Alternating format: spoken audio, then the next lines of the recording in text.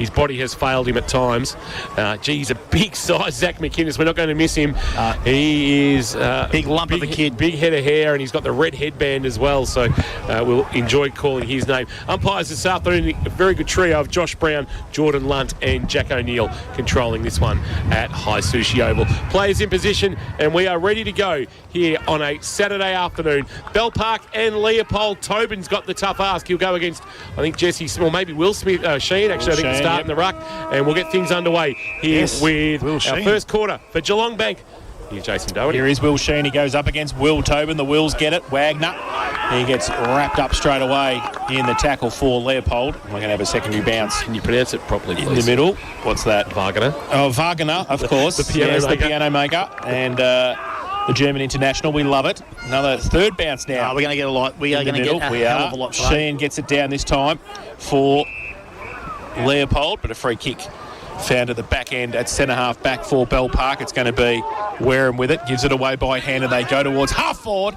And getting out by himself, Jack Sarcevic, who had a good game against West last week as well. A little bit too easy, that, wasn't it? It was. 50 from goal. Drives it long into the breeze. Top of the square, over the back.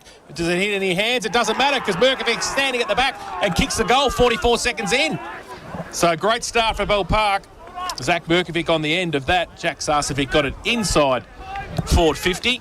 And the home side get the first of the afternoon, 1 straight 6. They lead Leopold yet to score. Geelong Bank, K-Rock first quarter scoreboard. Not only are we going to see a lot of stoppages today, I think we're going to see a lot of goals out the back as well. I think it's going to be one of those days where it bobbles, blows around, hits the ground, gets out the back, and you just got to be those smalls, got to be clever. Remember, Merkovic's changed from a defender to a forward as well, so he's been pretty lively the last couple of times we've seen him. Former Geelong Falcon back in the middle, Sheen to go at it, winning the tap down, roving. Thompson handball went up the chimney. Chance to clear now, and the kick comes forward from McMahon for Bell Park inside 50 again. Ball bounces away from McInnes. Pepper tracks it back for Leopold. Had a fit of the fumble. Sarcevic also fumbled with his head over the footy. Jack Sarcevic that was, and it's now locked under the pack, not coming out in the left forward pocket at the Sports Club end of the ground. Under the scoreboard, thanks to Geelong Bank, that shows the Dragons 1 straight 6. The Polders yet to score. McInnes to do the ruck work. He won the tap down. Now the roving McMahon. Quick snap has missed to the left. Gee, that would have been perfect into the breeze to have 2 on the board quickly. But McMahon can't make good on that one, and he misses for the Dragons. 1-1-7. Leopold yet to score. 2 minutes played on the Port Phillip Ferries time clock. Will Sheen doing the centre bounces and doing the kicking in. It's like an under-14 game. He kicks it in and goes towards Maybaum and can't take it. Front and centre was good. That came to Gordon. He gets it to Wagner. He gets it outside now. The kick around the corner from Scott. Deep forward, inside 50. Mark taken. And Jeremy Smith, who's parked himself across half forward, has taken the mark. And he will have a set shot for goal from 40 metres out, 45-degree angle. He was playing twos at Mottawarri last year, Jeremy Smith. Now playing on the big stage. So moved the ball nicely, Leopold, around centre wing broadcast side. And sent it in the arms of the big forward for Leopold. Chance to get their first on the board this afternoon, kicking to the Paul Mercurio Strictly Ballroom end here, the southern end at High Sushi, and pretty close. It was looked like it was going left. The goal umpire has moved it back. It's worked beautifully. Craig Parry left to right, and he's kicked his first ever by the look of it, and they're pretty happy about it. The Leopold boys, they are 1 straight 6. Bell Park 1-1-7. Geelong Bank, K-Rock first quarter scoreboard. We played 3 minutes on the Port Phillip Ferries time clock. JC, you just mentioned in the call there about their ball movement. Everything was forward. Their handballs were forward. There was nothing lateral. They were just getting the ball moving forward. There was a lot of motion on it, and the speed was pretty quick, and get it into a one-on-one, and that's what Leopold can do. That went from coast to coast in a blink of an eye, basically. So very dangerous when they get the ball moving like that. People questioning why GMHBA Stadium is not being used for the grand final this year. Do people realise that it's still under construction and there's actually not enough change rooms? Yep. They do now. They do now. It's a logistical nightmare when you have access to only one change room to try and have the numerous football teams. Out of the middle go the Dragons again. Tobin banged it on the boot, but Noffy down low took a good mark for the Polders just outside defensive 50. Back at the club this year, he goes short to the leading Giddings. Giddings brings it wide. It's a well-weighted ball, and it's Edmonds who has got it. Edmonds with the footy. He actually marked the kick from Jennings, goes short and stretching and taking the mark is Billy Ritchie. third GFNL club after St Albans and South Barwon. He now kicks to the lead to the pocket of Giddings, who down low couldn't take the mark.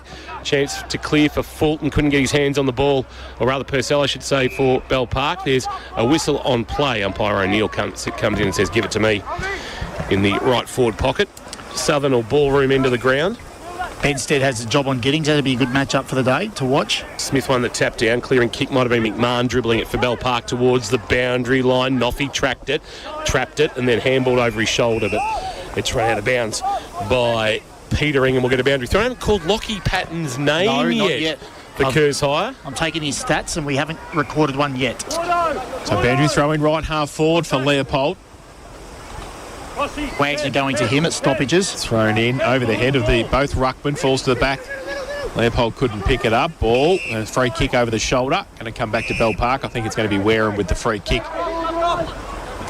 at half back. Had a good game last time we saw them, Jace. He was pretty impressive, wasn't he? He and Ben Worm were outstanding. Got the Steamatic Player of the Day. Into the midfield in the last quarter and racked up the possessions across half-back as well. He's got it at half-back now for Bell Park, called to play on. So drives it with a tumbling punt towards Patton, who can't take the mark off the back of the pack. Ball spills free. Peppers there for Leopold. Patton again. Now he'll get a handball away. It was chopped off. Only as far as Sarcevic. Kick around the corner. It's a 2-on-1 for Leopold, but coming through on the side was Charlie Sarcevic. Diving mark 30 metres out from goal directly in front. He's taken it. It was he had too much space, really. He had too much meterage on his opponent, and basically it was a great mark, but took it relatively uncontested. Calling a Sarcevic kick goals is one thing. Calling him kick goals, or them kick goals, at High Sushi Oval is a completely different thing. Northern end, Sporting Club end of High Sushi comes in, drills it straight through the middle. Great kick, controlled, and kept it pretty low into the breeze and kicked his first second for Bell Park. 2-1-13, they lead. Leopold 1 straight 6, Geelong Bank K-Rock. First quarter scoreboard. Really is winding the clock back calling that, isn't it, Kingy? Just the. I love it. I remember he kicked 100 out here to that end as well, and the crowd coming onto the ground was unbelievable. Were you at the other end, were you? I remember sitting on the other side of the ground. We had a bye or something must have happened. It was unbelievable. He was a superstar, Ray. Of course, represented Queensland at the Bicentennial Carnival in 1988 after heading north following his time at Geelong. And Charlie and Jack, they're a lot of fun to watch. Back in the middle, Sheen doing the ruck work against Tobin. Tobin might have won the tap that time, running onto the footy but dragged to ground. Here's Thompson, and we'll get a ball up. Marcus Thompson coming off just a lazy 6 goals and 34 touches last week. That's what's called being in cheat mode. Give me the square, he said. Tapped down by the Undertaker, Sheehan, trying to burst his way through McMahon. Ball spilled for Patton, kick towards right half forward. Chance for Noffy, taken in the Sheringham tackle. Quick kick forward, Merkovic, a high floating ball. Sarcevic couldn't get his hands on it, but quick handball, McInnes back to Sarcevic, jammed it on the boot, did Jack. Now it's picked up out the back. Chance to clear for Wagner. Wagner kicks to half back and onto the chest of Scott. The former Lions skipper has got it at right half back, sends it towards half forward and a marking target. Jennings got his hand on it and then taken over the boundary line and out of bounds is Big Smith. And a boundary throw-in will take place not far from Jane Birch boundary side. That breeze, Birchie, for South Point Garden Supplies. Can you just give us an update of the favour it's giving to the southern end of the ground? Yeah, there's definitely a few goals in it, so I'm surprised at how much attack Bell Park have had, and they're not having much trouble into it at all. So they've had a really good start to this match. Boundary throw-in. Ball came down to Ned Payne. Made his debut last week for Bell Park. He's wrapped up in the tackle. Now Thompson puts the tackle on from the ruck contest. Ball came free. And put the tackle on Ben Worm, who's going to get up, give the ball back to the umpire. And Sheen gets it down for Leopold. Oh, gee whiz. Wagner's asking the question. Flashes there. Right through the middle, Thompson's wrapped up. He's not going anywhere again. So still at right half forward for Leopold. That was Fulton on Wagner. Wasn't it? Yeah. The central umpire gets the footy back. Sheen goes up. Now Fulton through the middle. Ball spills free. Handball over the top. Ash on the ground. He can't pick it up. And Wagner through the middle. Right foot kick. Top of the goal square. Over their head of Jennings. And also sees Darcy Brown into the picket fence. Beautiful picket fence too around High Sushi now. And it will be a boundary throw in left forward pocket. The Lions into attack. Pup just holding his collarbone in that last contest, and he's just come from the ground. I think he's all right. Just might have just got one high. Keep an eye on that for St John of God. Birchie from the boundary throw in. There's going to be a free kick, I reckon, going to Leopold, and it will be a free kick paid. And a shot at goal coming, and it's going to be Kai Reynoldson, the new recruit from Surfers Paradise, or Broadbeach, I should say, son of former captain Brisbane Bear Stephen. And has found himself a home at Memorial Park. And a chance to kick the line second and cut this margin back to 1 point. Should make no mistake from 15 metres out, and doesn't, and pulls the margin back to 1 point. Leopold, 2 straight 12 with the aid of the breeze in this opening quarter from High Sushi Oval. K-Rock's Geelong Bank scoreboard showing Bell Park 2-1-13. Geelong Bank's 1-2 home loan, 1% less for 2 years. Check out geelongbank.com.au. They'll be a little bit disappointed giving up a free kick like that inside the forward 30 metres of their defensive half, I suppose, Bell Park, because they've started really positively and they've been aggressive, they've been quick with their ball movement, and more importantly, quick to get inside forward 50. So to give them a cheapie and a freebie, they'll be a bit disappointed with that. Back to the middle, Jeremy Smith having a run on the ruck for Leopold and Tobin. Tobin's second effort was a right handball over the top to Fulton. Wagner rips him off the football without it, so it's a hold. Play on advantage. Parker's through the middle of High Sushi, go inside 50. Merkovic over the back, Nofi next to him. Tries to tap it back to his own advantage, does so, gets the handball. Only as far, though, as the Bell Park forwards. Now Gordon comes in. It was Pitcher, in fact, who came in and wrapped it up for Leopold inside defensive 50, and we will have a ball up. Just on the poll, the KFC Twitter poll, 71% Leopold. Now open Drysdale on Murdoch Road, Jace. So the ball from that ruck contest, it's a bit stagnant over there. The umpire's going to have to come in and ball it up again. Jet Matthews on the bottom of the pack for Leopold. So Bell Park still into attack. Ball up. McInnes does the ruck work for Bell Park. Another stalemate. Matthews this time puts on the tackle, and we're going to have another ball up. King's going to get it out of this area. 2-1-13 Bell Park. Leopold 1 straight 6. Well, I can only hope, Jace. I think this will be the theme all day. Ball into the air. McInnes doing the ruck work on the tap down for Bell Park. Quick kick came from Sarcevic. Flying shot at goal. It was Jack. It actually bounced on its point. Cleaned up by Cross. Handball to Gordon. Gordon with a bounce in the right back pocket. Fires a handball to Scott. Scott at right half back. Past our best seats in the house for Abco Cafe 24/7. But the kick was poor and down low. The mark taken by Boyer, who was good last week against the Giants. He wants Mick Waters short, and he just got it to him before Richie shut him down. And he took the mark right in front of our broadcast van. Hope you're enjoying the call through KROC 955, KROCfootball.live and the AFL Barwon website. Kick inside 50, it hangs in the breeze. The spoil came from the back, but at the back of the pack there's Sarcevic. It's Jack again. He's been lively, but his dribbling ball will roll to the boundary line and taken out by Nick Lane for Leopold, and a boundary throw-in in the right forward pocket at the northern end of the ground. 12.5 minutes played. Port Phillip Ferry's time clock. There's no better way to travel to the footy. And it's Bell Park 2-1-13 leading Leopold 2 straight 12. You're at the ground. That scoreboard is just slightly out of whack. So ball up, a boundary throw. McInnes got it to the front, coming off centre wing was Bull for Bell Park, holding the ball, so the umpire ran straight into the tackle. So through Nofi, Leopold are going to be able to stretch it out of defensive 50, goes towards half-back over the head of Smith. Bell Park with the numbers, getting across there was Petering, wants to get back on his right, or high kick. Look at that, it's just come back, kite style. Oh, Benstead takes the mark, wasn't 15, played on quickly, pushed inside 50. Lions have the numbers. Nofi tried to tap it out towards Maybaum. He's on hands and knees, can't pick it up either. Through the middle, Patton tries to rip it out. Lockie Patton, he can't for Bell Park. Pack develops rugby scrum style. Wallabies be happy with that. And it will be a ball up again. Bell Park into attack. A game that was free-flowing early is now settled into a bit of a scrap. McInnes won the tap down against Smith. Ball's at ground level, trying to fight for it and get a clearing kick away. Might have been Gordon for Leopold. Gets to half back, but McMahon there to take it for Bell Park. Ran straight into Reynoldson and also Ash, and has been pinged. Actually, no, it's too high. And a free kick going to McMahon.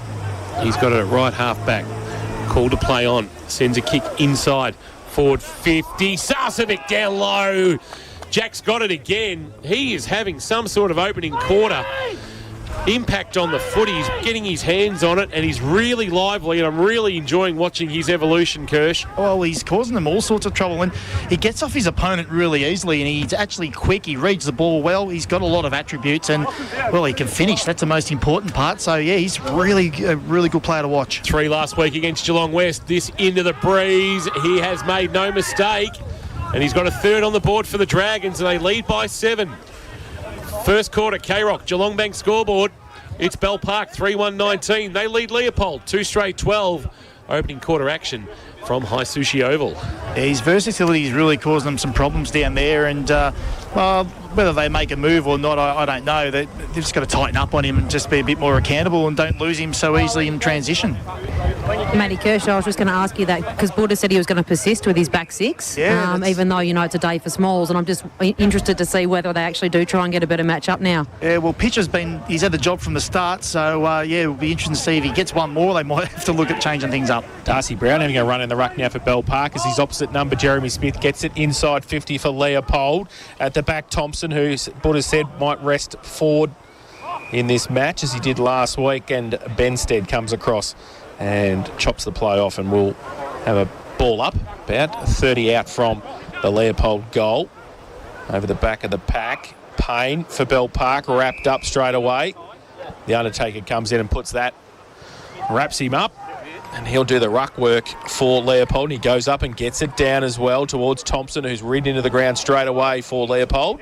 And central umpire to come in and do a bit more work with the Lions deep into attack at the southern end of the ground. Brown doing the ruck work for Bell Park, won the tap down, quick snap out of the pack, went out of bounds on the full. Might have been from Nick Ash. He just threw it on the boot really quickly, but was well off target. And the free kick will be taken by Lockie Patton, who we've barely called this afternoon. This is his first kick, Kingy. So he's been kept quiet through the opening 16 minutes of action after being a real playmaker last week for the Dragons. Kicks to half back. McInnes is his target, but Noffy judged it best. Got across in front, took the mark for Leopold. Kicks laterally and gets it to Ollie Tate, who we haven't called a lot of yet either, after coming off 42 touches and 9 clearances last week for Kerrs High. Kicks to the lead that was never going to get there in Cross. What's Cross doing deep forward, providing a lead? And here's Steve Benstead doing what he does best in intercept marking. Steve Benstead, 8 intercept marks last week against incredible West. He kicks out very wide, looking for a marking target. Couldn't find one. The handball up towards Maybaum, who bangs it on the boot towards half forward. Little tap. Boyer was smart. McMahon tried to get his hands on it for Bell Park. Had his handball partially chopped off by Ash, who then walked into the tackle that was laid front on by Merkovic. And we'll get a stoppage at left half forward. Leopold in attack, but they trail by 7. Bell Park 3-1-19, leading Leopold 2 straight 12. Ball up, Maybaum. Side of the pack, got a quick kick away, Merkovic. Handball quickly to Charlie Sarcevic. His kick was partly smothered on hands and knees. Jeremy Smith for Leopold. Tried to get the handball, and he got the handball to Scott. He couldn't get away for the Lions, and we'll have a ball up at left half forward for Leopold. Side of the pack, ball spills free. Patton left it behind in the end.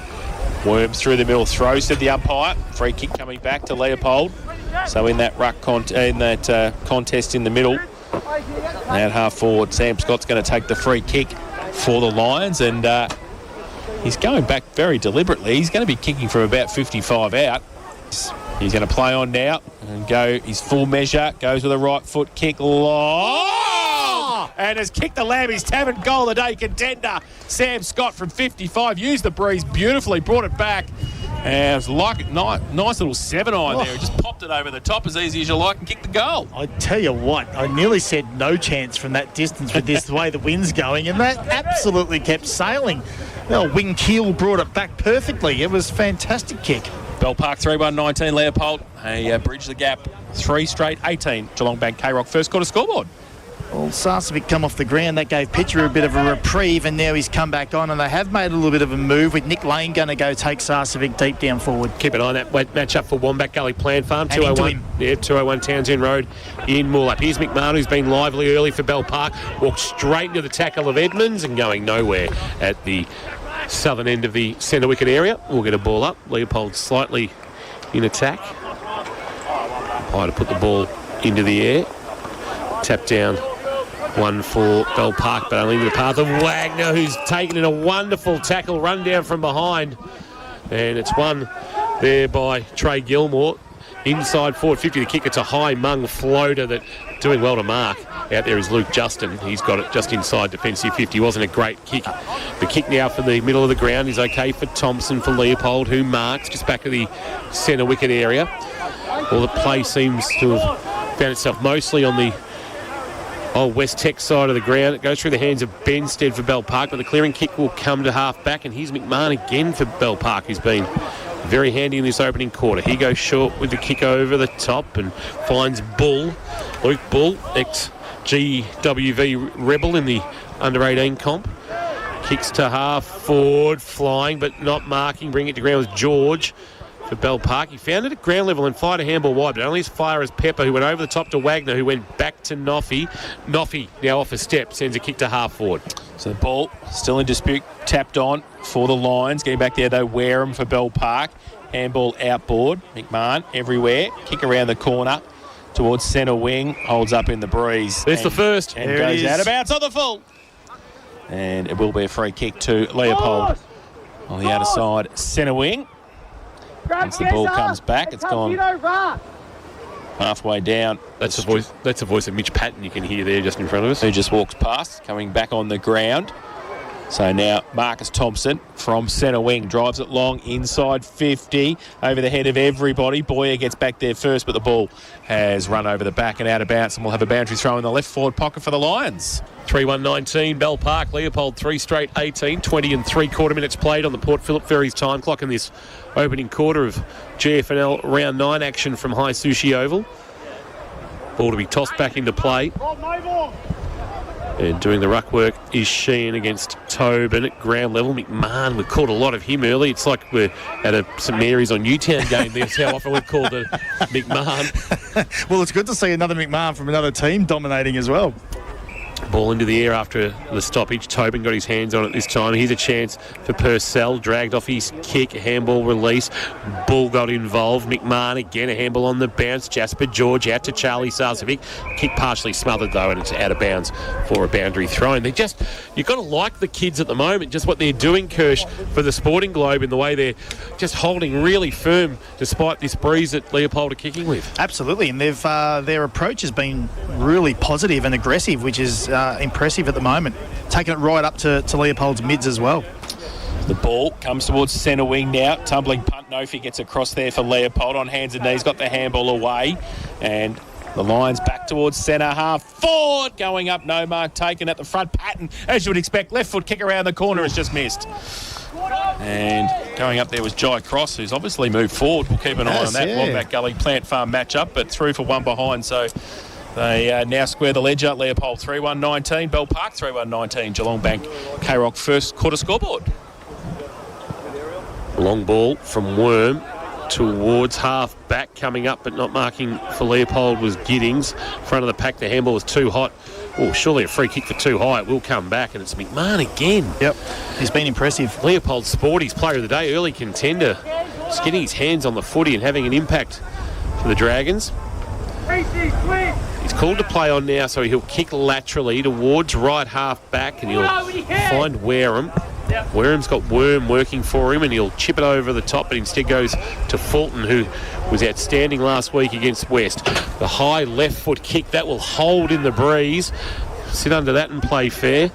Umpire said play on because nobody could mark, and it hit the ground, and Tobin then came over the top to lay a tackle on a man whose name we haven't called yet, Jet Matthews. Quiet as Leopold. Well, he hasn't had to do a great deal. The ball has spent a lot of time in the Leopold front half despite Bell Park kicking 3 goals. It's going to go forward again.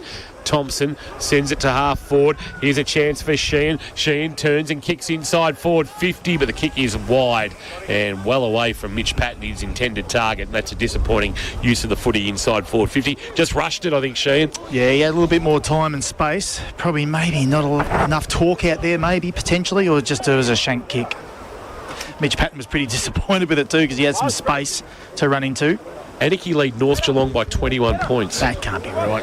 Must be absolutely blowing a gale out at Footrot Flats today. AA Semi-Trailers Oval. Yes, that one, Footrot Flats still. Boundary throw in. Tobin gets it the front for Bell Park.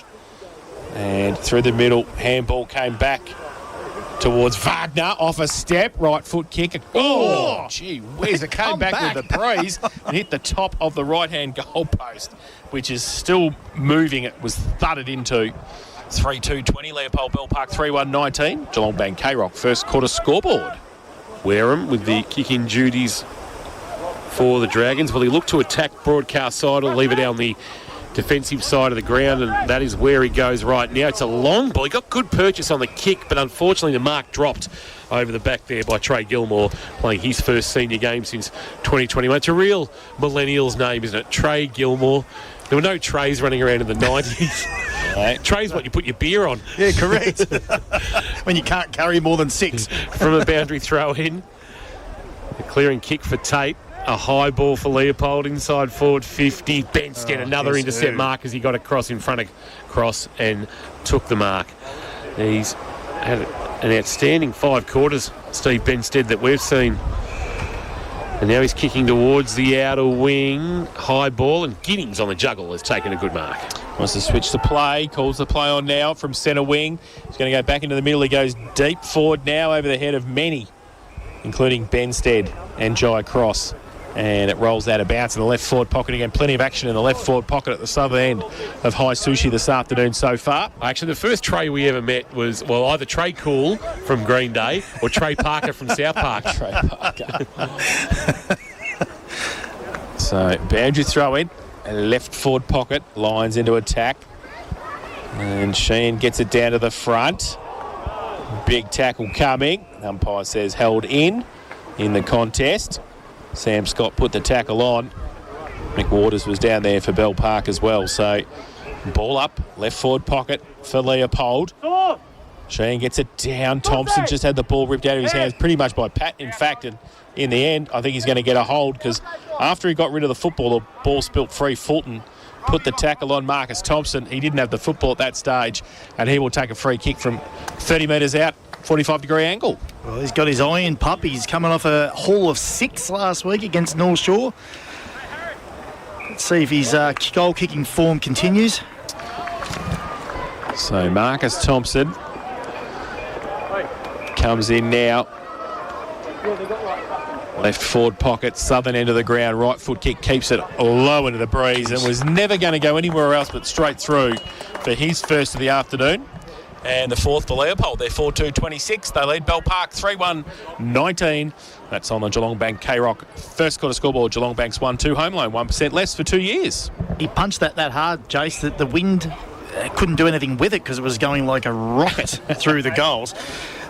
With so many stoppages, again, they'll be disappointed to give up a free kick like that in front of goal. That's 2 they've given away now within the that 30-metre range of goal, and they're preventable. They're easily stopped, but no, they've given away a couple. It's cost them. So Leopold now kicked 3 straight to take the lead by 7. Giddings in the middle, won the tap down, but Lockie Patton for Bell Park will get a kick towards half forward. Picked up nicely by Lane, who gave a handball to Gordon, who can leap one over the top to Wagner. Wagner can give it at close quarters to Edmonds, who had a look and dropped it. Had time to recover, then a handball back. Went through the waiting arms of a Bell Park player. In fact, it was Gilmore, but taking it was Sarcevic. Jack, he's kicked to half forward.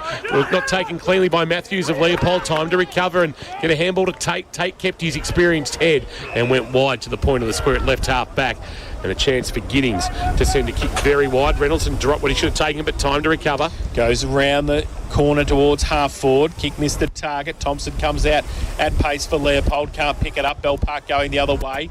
Ball spills free towards centre wing. Fulton runs back into traffic, then gets the handball further afield.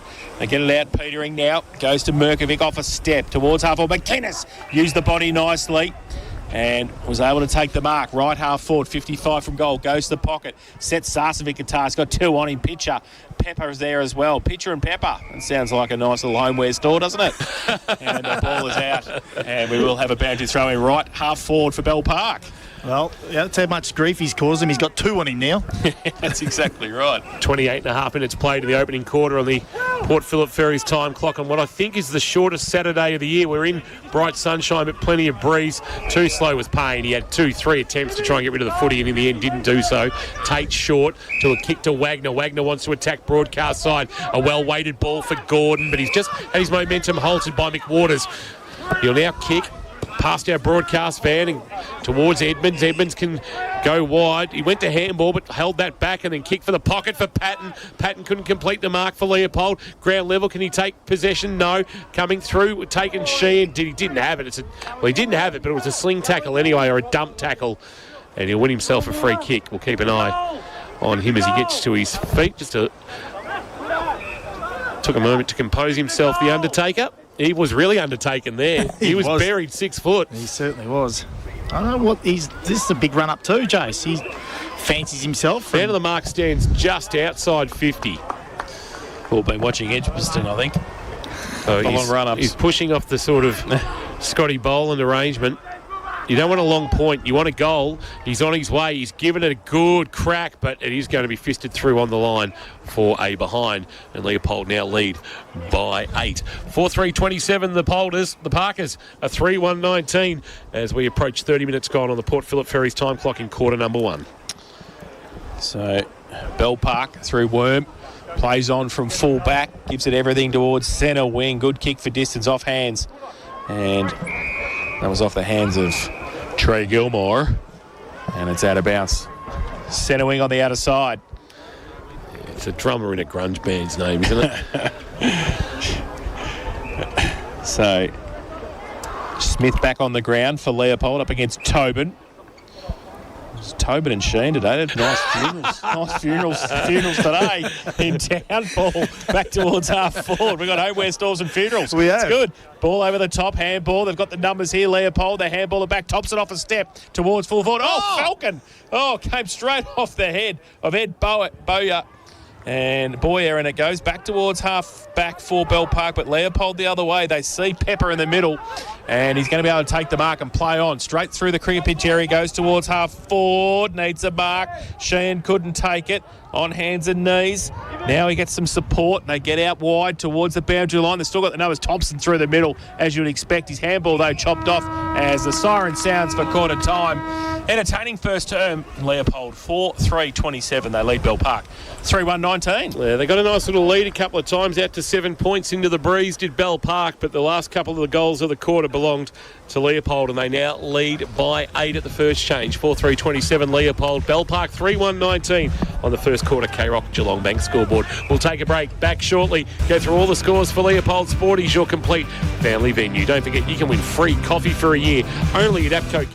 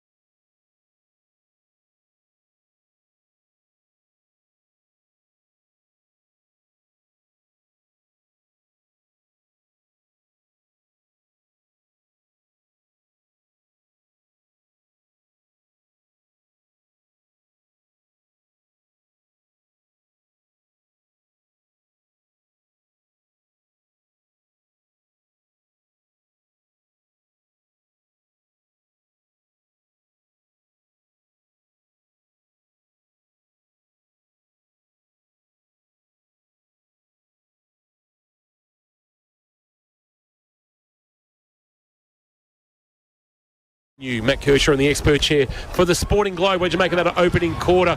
Leopold challenged early, but got the ascendancy back, but now Bell Park to have a crack with the breeze. Yeah, absolutely. We mentioned during the broadcast how impressive we were with Bell Park's start.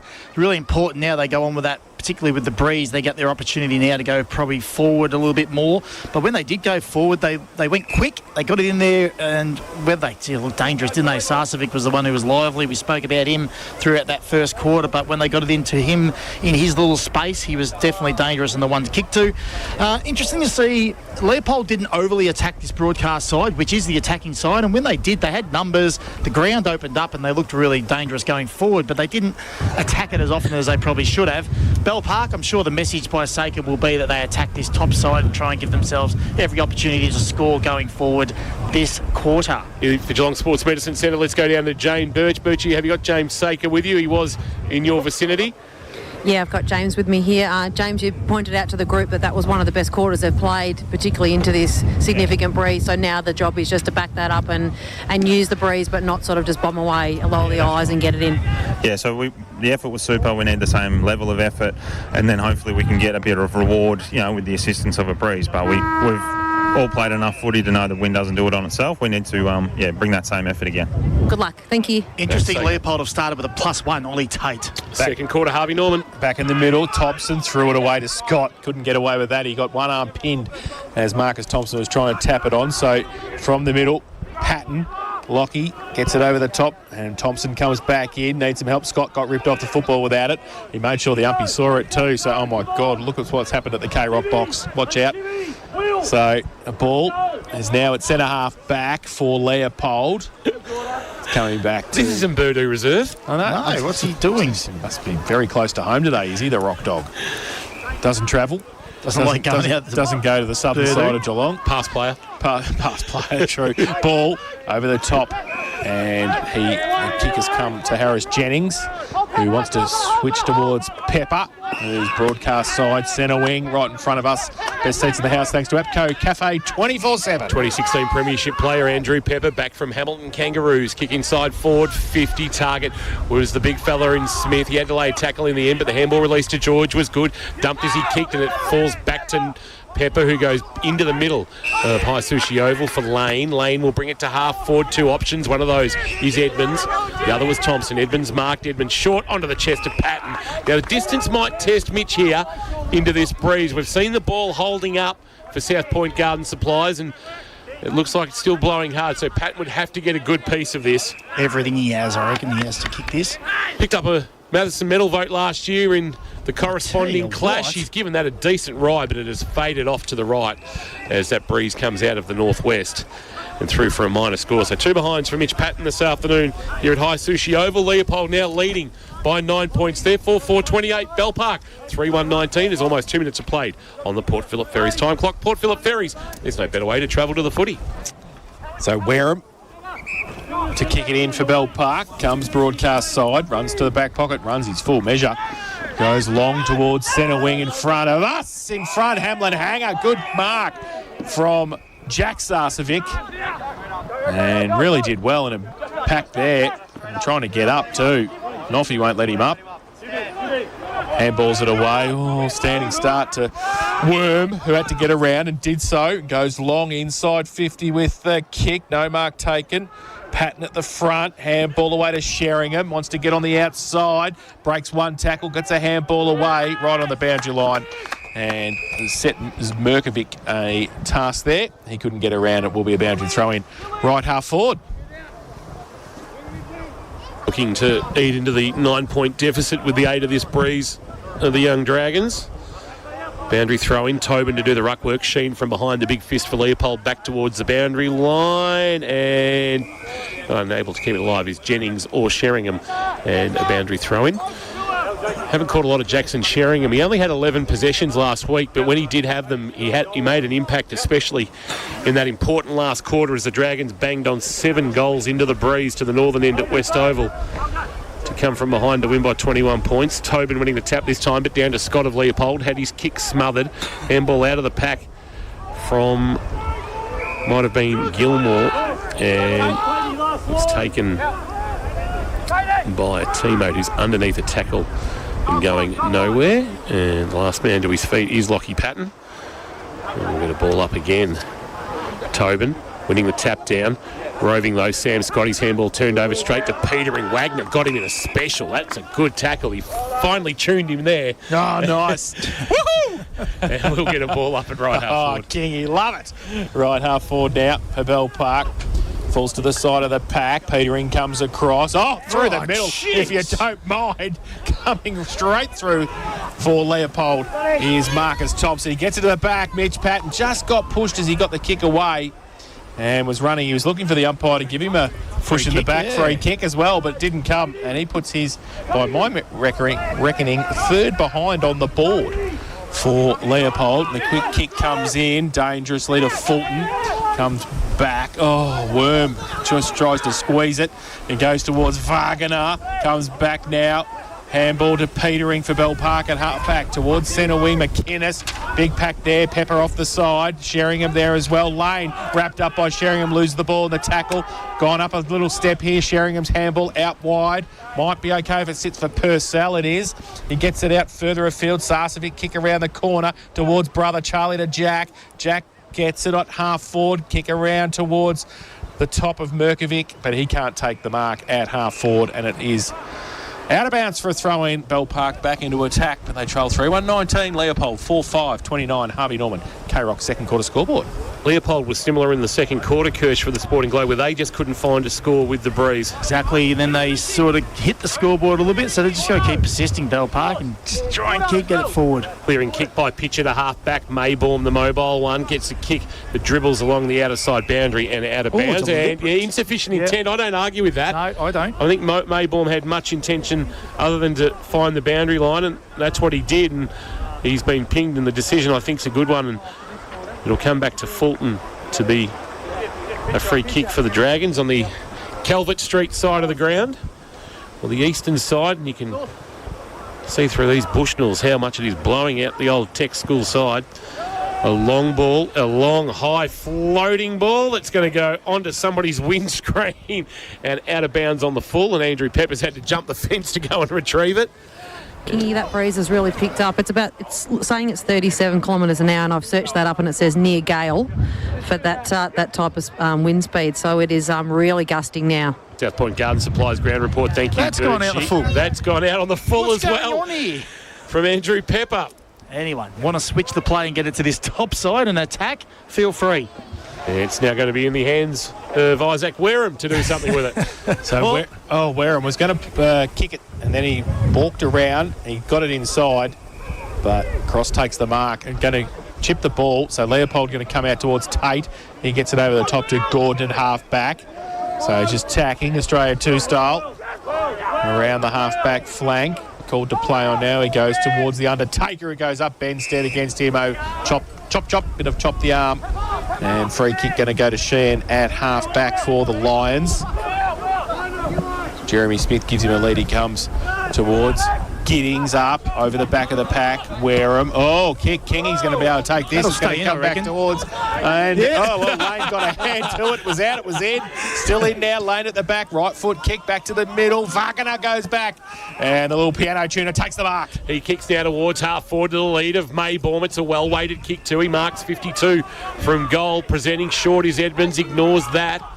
Patton there, so he goes wide to Thompson. That's tough from that pocket. He then chips one over the top. Patton down low takes a good mark for Leopold. Hamlin hanger contender. Real slips catch arrangement, Cam Green style. He won't get any dodgy messages from anybody from the subcontinent about that one, though. Mitch Patton. Easy copped at Cam Green. All for Didn't care. He goes short, Patton, and all alone is Nick Ash, standing 25 metres from goal, unmarked. So just a breakdown there. Patton sucked everybody into thinking he was having a shot. And Nick Ash, holding one of the more famous, if not the most famous surname in Leopold. A shot at goal and an opportunity to give his team a 16-point buffer. Playing just his 18th senior game. He's kicked just the 5 goals, make that 6. And Nick Ash is on the board this afternoon, and Leopold have got 5. Handy one into the breeze. They're 5-5-35 on the K-Rock second quarter. Harvey Norman scoreboard. Think Harvey Norman for all the big brands at Geelong's best prices. Bell Park at 3-1-19. And in the experts chair for the Sporting Globe, here's Matty Kershaw. A bit of push and shove, actually, taking place after that. Mitch Patton involved. Surprise, surprise. They did let a few of the Bell Park players know about that one. But Patton was lined up on Boyer, and Boyer lost him in transition in the original lead, and Darcy Brown had to come off his opponent and take Patton. So they just got mixed up a little bit there, the defenders. So smart play by Patton. Sheen got it down in the middle for Leopold, goes towards Mayborn. McWaters came off centre wing for Bell Park. He couldn't pick it up either. Scrap Tobin over the top of it in the end. Mayborn over him from Leopold, and the umpire will come in and ball it up just forward to the centre circle for Leopold. Sheen gets it down. Wagner wrapped up by Lockie Patton. And the umpire will come in third. Ball up. Tobin tries to whack it down. McWaters, got Wagner very high. And he wants to play on quickly, and he goes. 55 out, short little kick. Doesn't hit a target.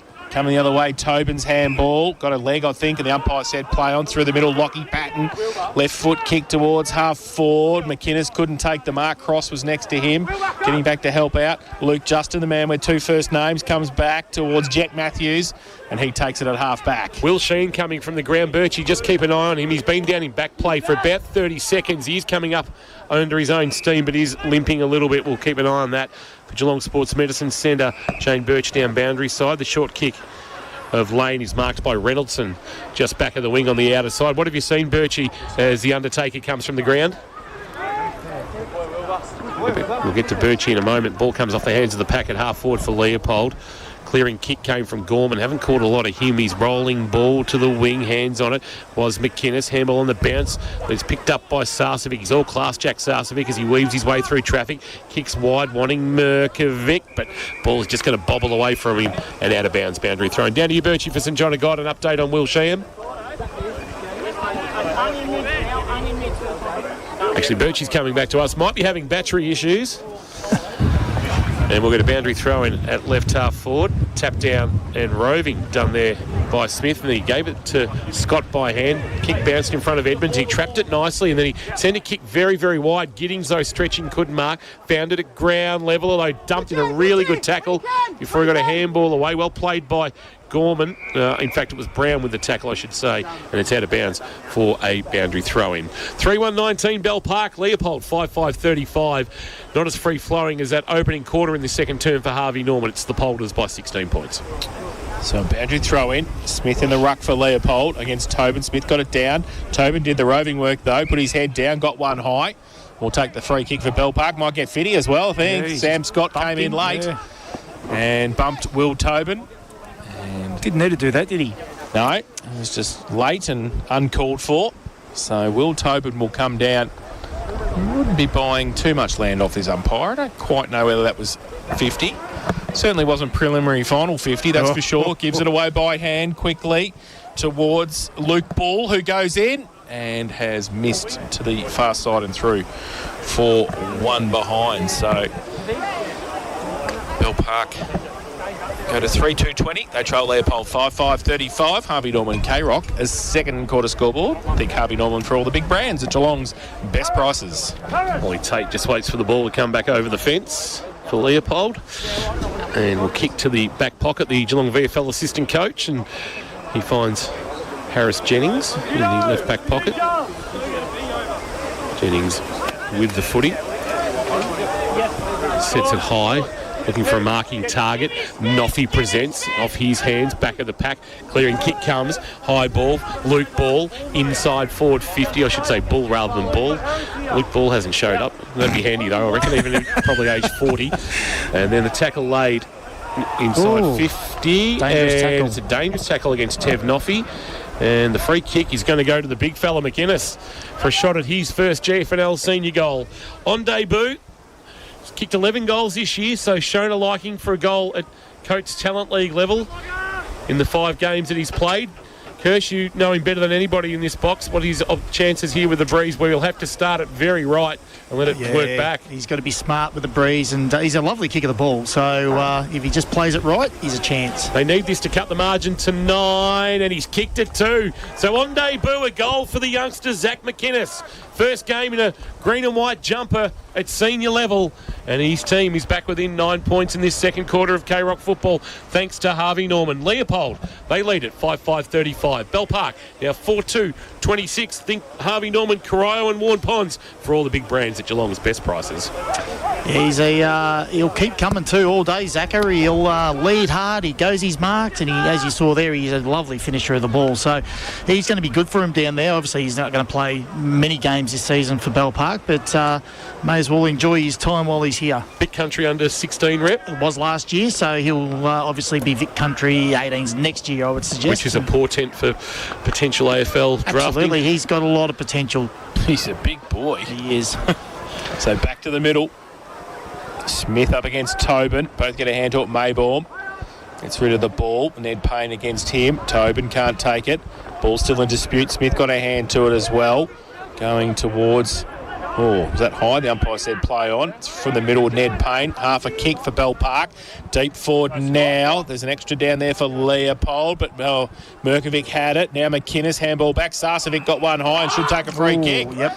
Just fell at the crucial stage, Jack Sarcevic, and made sure he saw the umpire out of the corner of his eye and was able to get a high tackle, and will take a set shot for goal from 30 out directly in front. I don't know if he dropped then, Jace. I don't know whether it was just the timing of everything, but he got away with one, I think. He got away with one. Oh, he's kicked one already this afternoon, and this to make it 2 in a minute for Bell Park and bring the margin back to 3 points. He too's a lovely kick of the ball. He comes in, and of course Kirsch put the kibosh on that, because it was always going to happen. It was always going to happen. 1 goal, 1 his personal tally. 4-3-27 Bell Park. Leopold 5-5-35. Harvey Norman, K-Rock second quarter scoreboard. I'd already put it in. Yeah, I know. Attacking the top side, which you'd like to see, or the bottom side, the broadcast side. Short ball marked by Justin after the kick from Jennings. And Luke Justin from Coloranurat, that's had a good link with Leopold over the years. Nick Burke back there playing at the power. Kick to the wing. Oh, Giddings, no surprise, gets up, takes a nice mark. Darcy Brown at the bottom of the pack, hurt though for St John of God. Giddings, a kick to the leading Patton, who dropped an absolute sitter and then tried to find it at ground level, had it knocked from his grasp, has to fight again, puts on an Iron Sheik sort of wrestling move, and we'll get a ball up left half forward. Darcy Brown, how is he, Birchie? Yeah, I think he just got a knee into the back of the head then. So, but he's looking all right. He's back in the contest now in that ruck. Yeah, he just won the tap down too, but the ball beautifully taken by Reynoldsson. Tried to ride the tackle of Gorman, and that is holding the ball.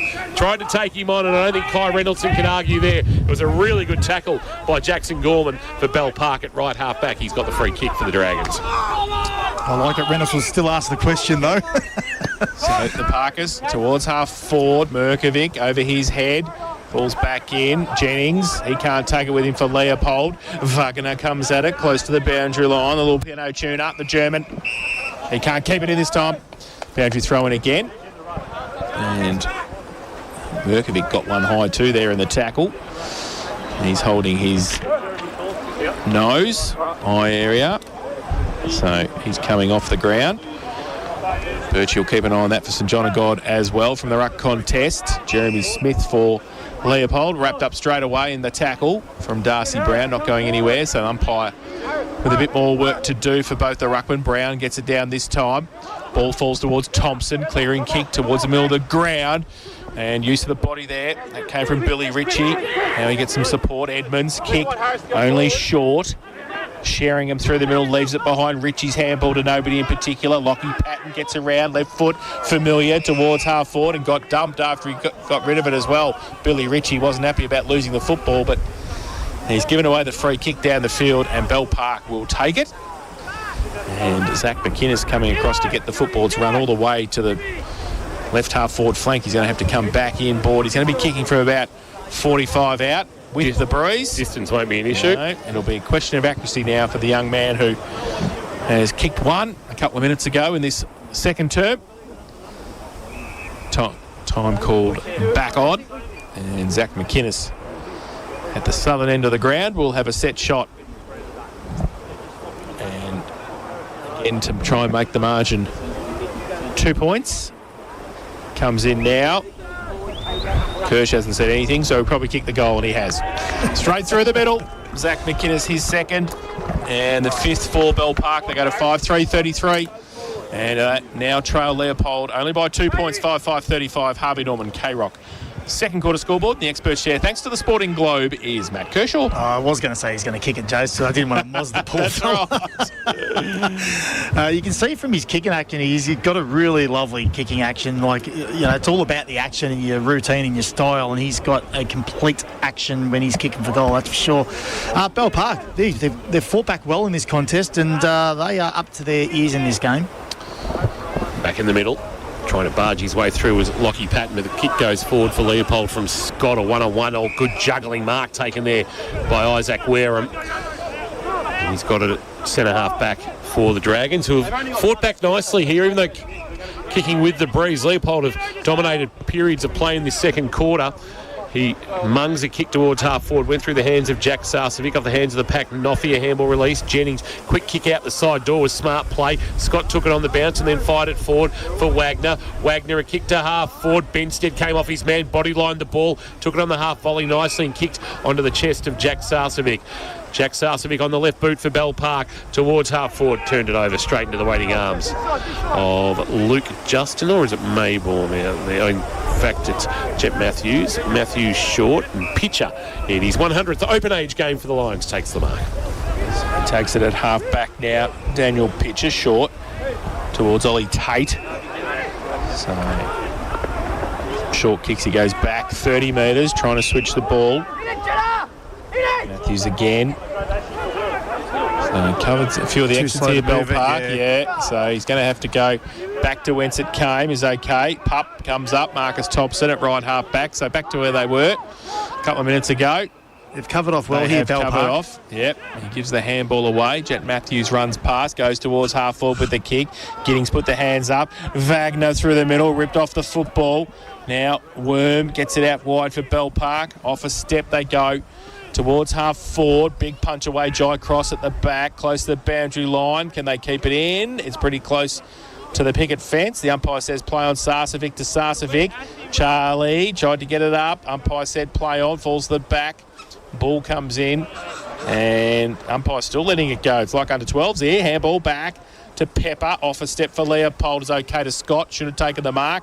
Didn't do so. Might get a free kick. Will over the shoulder. He'll take the free at half back. Yeah, a bit stiff, Steve Benstead. It's sort of just the head made contact with the knees of Benstead. The kick for Pepper, who marks under a bit of pressure from Sarcevic. Slow to get to his feet, but does so now. The Leopold hard nut. Short. One of Thompson picked off beautifully by Worm. Worm bursts away. Open goal. Bouncing ball. Misses to the left. Okay. Wasn't his miss that he made here a couple of years ago. Running into an open goal from a metre. That was a bit further out, but very gettable. Saw the open square. It would have been some sort of goal. And given the Dragons a lead, instead it just cut the margin back to 1 point. They're 5-4-34. Leopold 5-5-35. Well, that was from 50. His other one was 49 metres closer, Kingy. 49 and a half. So Jet Matthews will bring the ball back in for Leopold. He's going to go defensive side, which most of the players been out. Calvert Street side of the ground here at High Sushi. Ball up. Sheehan can't take the mark to the front of the pack. The umpire will come in and bull it up.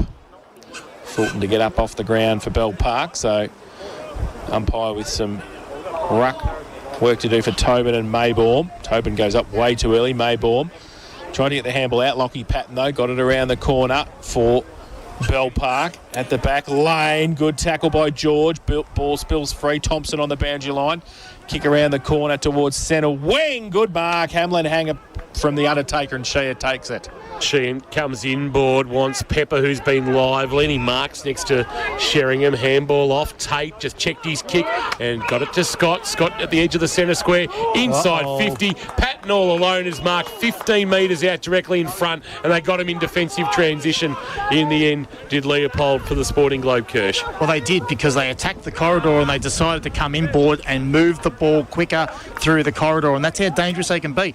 When you're playing that defensive side, you're playing into the hands of the opposition, but then they move the ball quick. 3 behinds for the afternoon, but not this time for Mitch Patton. He kicks his first, and Leopold go back out by 7 in the shadows of half-time. Second quarter, K-Rock, Harvey Norman scoreboard. Think Harvey Norman for all the big brands at Geelong's best prices.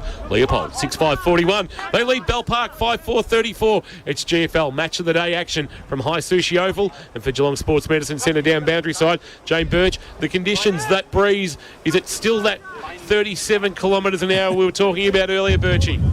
Yeah, I think it is, but it's surprising that they're still able to score into it. I thought he might have played on there just to make sure of it. But, yeah, they're not having any trouble kicking goals into it, so that's promising for both sides. Thanks, Birchie. Down Boundary Side for Geelong Sports Medicine Centre. Back in the middle for the ruck contest. Tobin against Maybaum. Tobin got it down. Coming off the wing, Sheringham gives it back to Tobin. He goes with a right foot kick to the top of the square over the back, runs towards McInnes and the boundary line. And the boundary line, in fact, it's through for 1 behind to Bell Park. So just went off the back of the pack there. So they go to 5-5-35. Leopold 6-5-41. Harvey Norman K-Rock second quarter scoreboard. And we've played nearly 25 minutes. Port Phillip Ferry's second quarter time clock. Matthews into the right back pocket. Sends a kick wide. It's not a great kick, although the mark was dropped by Fulton, and off the hands it was taken by Sheen for Leopold. Kick around the corner. Wanted Thompson, was met front on. Umpire said play on. He was able to get it towards the boundary line and out of bounds. Reynoldsson sees it out for the Polders. Left half forward. Dragons in attack. They'd love to get one and get back on even terms going into the third quarter, and will be set up for a cracking second half here at High Sushi Oval. We already are, I think. Tobin, Maybaum, front of the pack. Tate, the roving, under pressure, gave it to Wagner. He gave it to Reynoldsson, who gave it to Marcus Thompson, and Leopold are away to half forward. Kick went over the head of Sheehan, a rolling ball, tracked by Wareham to the boundary line. Did he get it out? He did, despite the best efforts of Ritchie for Leopold to try and knock it forward and by 20 metres for his team. And at right half forward, Calvert Street side of the ground, a boundary throw-in. 25 and a half played on the Port Phillip Ferry's time clock. It's Leopold by 6 points. So Tobin in front. Gets it down, Lockie Patton. Kick towards the middle of the ground. Oh, ball runs through about 6 players. Now McInnes comes out. Good little handball. Missed the first target. Kick, high kick for Bell Park across half forward. It's all Leopold though. And Jennings takes the mark uncontested. And chips the ball short. A little bit of space now for Cross. It goes back and now goes forward with his right foot kick, goes towards Reynolds, and he missed the target, and it rolls out of bounds right on centre wing. We'll have a boundary throw in. So 6 points of difference, late stages of the second term. Leopold 41, Bell Park 35. Boundary throw in just on the attacking side of centre wing for Leopold. Thrown in. Tobin. Maybaum pushes him past the football. The little German rover does nicely. Wagner gets it away to Tate. He gets it back. The kick holes up in the breeze. The only one who actually went for it was Isaac Wareham, and he took the mark for Bell Park. It's back of the wing with the footy. Isaac Wareham was busy last week with 33 touches and 9 marks against Geelong West. Pumps the ball to half forward. It's a Mung kick off the boot. And the mark taken at half back for Leopold. The kick comes wide to Lane. Lane's got a couple of options short. One of those is Edmonds. Showed a lot of it to Petering, but Edmonds marked and hit the ground running. Bursts away. Driving ball. Set for Giddings. Holding his ground. We're in front of the pack. Brought it to ground. Did the roving. Oh, then taken in the tackle of Thompson, who had to let the tackle go. It would have been a dump tackle and not ideal. Fulton tumbles a kick forward for Bell Park. Lane on his bootlace has got a handball up. Knocked away by Jennings. He was going to be under pressure. Tate was clean to Lane. Lane brings it very wide, wanting Edmonds. Petering the spoil at the front. Jennings, body line the ball. He was knocked off it by McMahon. McMahon coming back the other way has put it out on the full. Did everything right there, McMahon, other than execute the kick, and that's probably the most important skill, and that leaves Lane with the free kick at left half back for the Lions. So Lane, Merkovic standing the mark, goes towards Jennings, who goes up, can't take the mark. Front and centre was okay from Scott. Gets around on the left on centre wing, goes up over the top, punched away defensively from Jack Purcell for Bell Park, and it will be a boundary throw in. Left half forward for the Lions. Lead by 6 points, nearly half time here at High Sushi Oval. Boundary throw in front. Tobin got it down. Comes towards Tobin again. Bit of a contest. Wagner is in there. Scott as well, trying to get up. Oh, geez.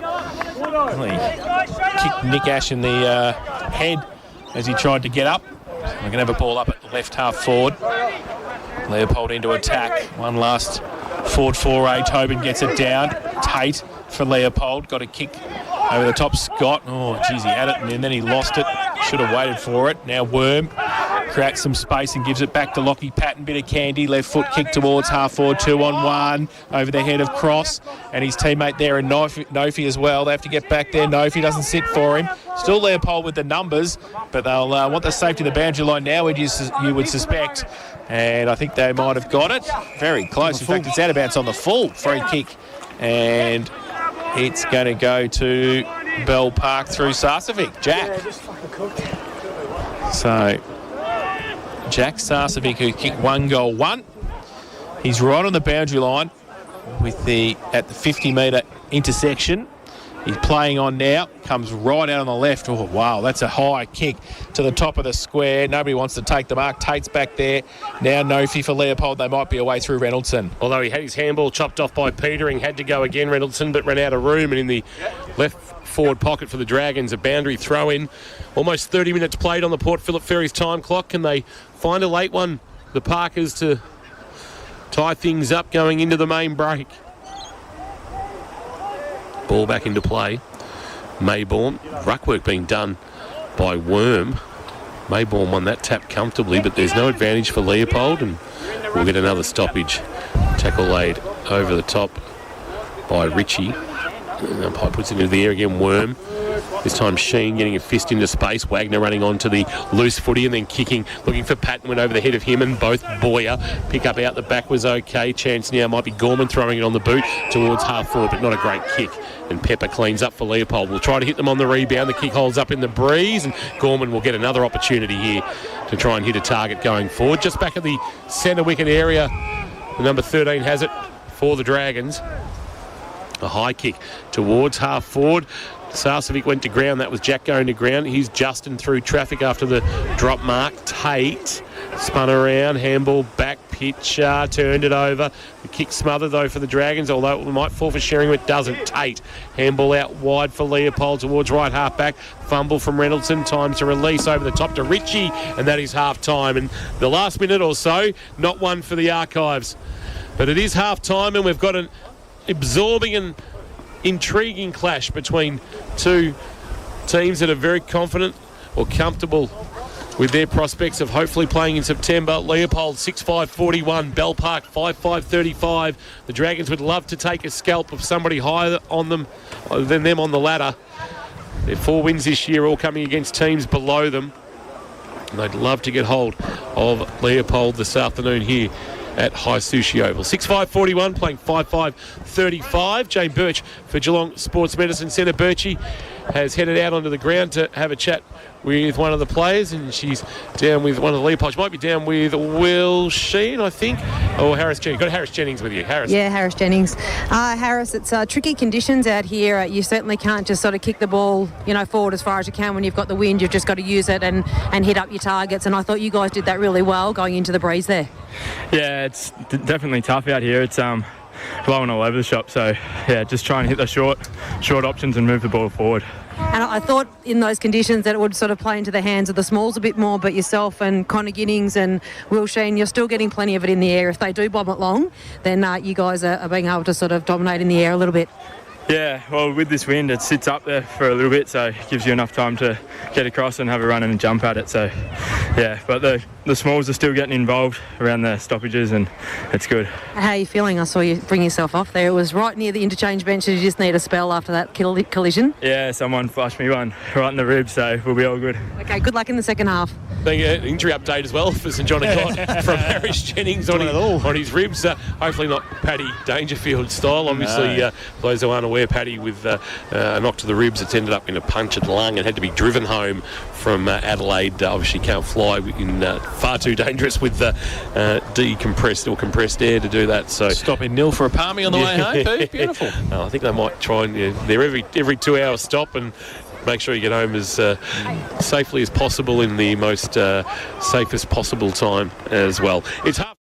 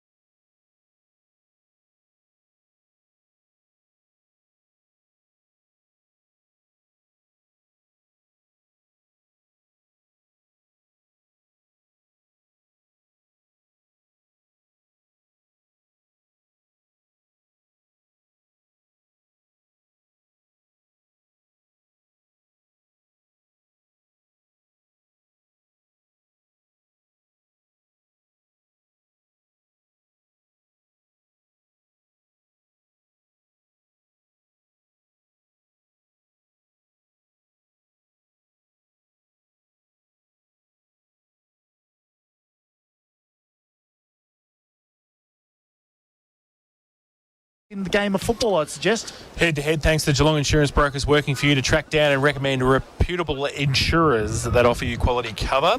It's a pattern off today, It is a pattern off today, and Mitch could have really tore this game apart. He's had 5 scoring shots, and I think he might have kicked one out of bounds as well. Or kicked 1 3 and 1 out of bounds. Yeah, similar. So he's had several shots at it, and he's been thereabouts. He gave 1 or 2 off, so he's been involved in some score involvements as well. So he's been really dangerous up forward. Lockie Patton, he's had the 12 touches and 5 clearances, but his impact on the game hasn't been huge, and he hasn't hurt the opposition with his ball use. And in fact, he's turned the ball over a little bit today as well. So he probably needs to get into the game a little bit more, Lockie Patton, for Bell Park to get back right into this game of footy. And if Mitch gets on the end of a couple and puts some through, he could finish with 5 today. So Mitch has got his nose in front, only by the opportunities he's had. All right, we'll keep an update on that in the second half as well. The head-to-head, thanks to Geelong Insurance Brokers this afternoon. That breeze is not going anywhere, is it? You're doing your own South Point Garden Supplies catch up at half time, weren't you? Well, it took me twice as long to walk to the sports club to use the facilities than it did to walk. Almost was blew back. Almost blew back. Yeah, dragged back. So, yeah, it's blowy. I think Bell Park have to do some damage in this third quarter. They do. They've got to be aggressive with their ball movement. So no more kicking down that line or that defensive long kick. It's got to be use the corridor, use the top side, just get really aggressive with their ball movement, I think, if there's any chance of winning this game of footy. Leopold, we know they've got the potential to blow it open as well. So, yeah, it'd be interesting to see what tactics both teams employ this quarter. This is really interesting. So Ed Boy is playing out there right this moment for Bell Park. 2 minutes ago, it's come up that we've got a new follower on K-Rock Football on the Facebook page, and it's an Edward Boyer. So he's even half-time. Checking his phone at half-time. So, do you reckon he might have been doing like checking his quaddy numbers or something? Could well have been. We don't know. So years ago, you used to have a cigarette. Now you check your Facebook. Just check it into the Bell Park Sports Club. That's guessing it is. And I think it is the same Ed Boyer. So that's bizarre. That might be one for Jane to ask him at some stage. I certainly will, boys, because he's a fellow height and heat cricketer as well. So I'll hit him up with that. If that's the case, then I'm going to question his talking about application. height and heat cricketers on the KFC Twitter. Somebody very happy with Leopold is our own Josh Buzzlenko Conway. Oh, Buzzlenko. Who was very happy to find out that we're heading out to the land of the Lion for the preliminary and grand finals this year. If you do miss the announcement in the pre-game exclusive here on K-Rock Football that we will see the grand final this year played for the first time, only the 4th ever GFNL Grand Final venue behind Caninia Park, West Oval and St Albans Reserves. We will see at Leopold and the prelim there as well, and of course West Oval for the first 2 weeks of September. And we legitimately are September this year. The whole final series is. When you sort of say, oh, you're looking forward to September, and then realise that the first week of the finals are in August. But no, we are legitimately in September. All the final series this year and first 2 weeks at West Oval. Well done to Sarah Naylor and all the team there. We should have asked Sarah about that last week and got the scoop. Third quarter, thanks to Geelong Bank and their 1-2 home loan, 1% less for 2 years. We're underway in the third quarter. Here's Jace. Yes, and Tobin gets it down for Bell Park in the ruck contest. Payne wrapped up by Marcus Thompson, the pup ready to go in this third term. Puts the tackle on. The umpire will come in and throw the ball into the breeze again. Smith gets it down. Worm rides the Wagner bump and gets the kick away. Tate's handball was okay on the outside to Gordon. Goes towards half forward. It's a good kick to Scott, who's had a good game so far for the Lions. Will drive it from half forward. Scott's high ball. He'll use the breeze to pull it back into the right forward pocket. The marking target was Giddings off his hands. Ball rolls out the back. Thompson, tight angle, snap. Oh, wonderful. Absolutely sensational from Marcus Thompson as he kicks the Lammy's Tavern. Goal of the afternoon and maybe one of the goals of the year. Thompson found himself tight in the right forward pocket, no daylight to speak of, and snapped it over the left shoulder and through, and gives his team a 12-point buffer. Second of the afternoon from Marcus Thompson, and that is why he's one of the best in the competition, Kirsch. Absolutely he is. Everyone loves goal kicking mids, but as we spoke about about twice already today, his ability to go forward and kick goals. You know, it's good to see a midi hitting the scoreboard, but someone of his ability, that's fantastic to watch, and that was all class. Back to the middle. Smith gets it down again for Leopold. Payne, he's got the job on Thompson now. Ball from Mac McMahon for Bell Park from half back towards half forward. Pepper leads Sheringham in the race for the football, and Fane taking it out nicely in front of Sheringham. The degree of difficulty there has got to be 8.5. The Russian judge would have had an absolute field day with that. The Russian judge might have only gave him 2, but... So boundary throw it, right half forward. Bell Park into attack. Tobin double-handed down to the front and does his own roving work as well. And kicks it out of bounds on the full, so probably should have left it to the Rovers there, Will. That's the 7th, Jace. 7th out of bounds. Yeah, for the day. It's not too bad considering the breeze that we're playing with. We had 15 last week in a no breeze day. There was a bit of a breeze up and down, but... The ball goes out from half-back for Leopold. Steve Benstead takes the mark on centre wing for the home side. Just need to limit the damage in this third quarter and then use the breeze to advantage coming home. Bell Park kicked to half forward. Went looking for Wormgood. Spoiled Pepper. Hands of the pack. Tate went to kick and stubbed his toe. Ball spilled for Jennings. He gave it to Wagner, who was wrapped up by Sheringham and going nowhere. And a ball up at right half forward. Ollie Tate has had the old-fashioned fresh airy there. He needs his sand bucket out there too to replace his divot. He might get another opportunity, although the ball didn't get to him. Quick kick forward. Might have been McMahon, a rolling ball. McInnes lost it in the tackle, and that spilled for Thompson, doing it at both ends of the ground. Kick for Edmonds is good. Edmonds can kick to right half forward. The lead presented, and Giddings is marked. He'll give by hand now to Gordon, although Gordon left it behind. And it spilled for McWaters. McWaters a handball back, tied against the boundary line. McMahon ran out of room in the end as Gordon and also Edmonds made sure he was going nowhere. Gordon puts his hand up to Giddings to say, yeah, maybe I should have done better there, although the handball wasn't great. I was going to say, I don't know whether it was a super handball either. Handball was and we'll terrible. get a boundary throw in right half forward for Leopold in attack. So Tobin from the side, or Thompson meets it at pace, gives it away to Tate, who gets the kick quickly, but Benstead, as usual, takes the mark at half back. Is that another intercept mark for Steve Benstead? Sure was. Chips the ball short and finds Jamie Fulton. That centre half back kick was partly smothered. Falls towards Lockie Patton. He had a fresh air shot as well. Ollie Tate's handball for Leopold. Oh, gee whiz. Could have been a free kick there. Reynoldson couldn't take it. Now Pepper Sheringham. Thompson, who's racking up the possessions in this third term, gets it wide. Sheehan's handball over the top was okay to Mitchie. Patton turns around, right foot kick up the chimney towards the 10-metre square. Darcy Brown over the back. Tobin gets back there as well, and they see it through for a rush behind to Leopold, who will now go to 7-6-48. They lead Bell Park 5-5-35. 4 played in this third term Geelong Bank K-Rock scoreboard. Handy point. Handy point early. Wareham will bring the ball back into play, as he's more than likely done for most of the afternoon. He will now head towards the Calvert Street side of the ground. That's where everybody wants to go this afternoon. Off the hands of the pack, here's Worm firing to Sheringham. Sheringham gives it to the run of a man coming past him, Purcell. Purcell's handball backs at some sort of task there for Gilmore, who was taken, or Mark McMahon, I should say, was taken in the tackle by Ritchie, going nowhere. It wasn't a smart move. And we'll get a ball up just inside 50 for the Polders.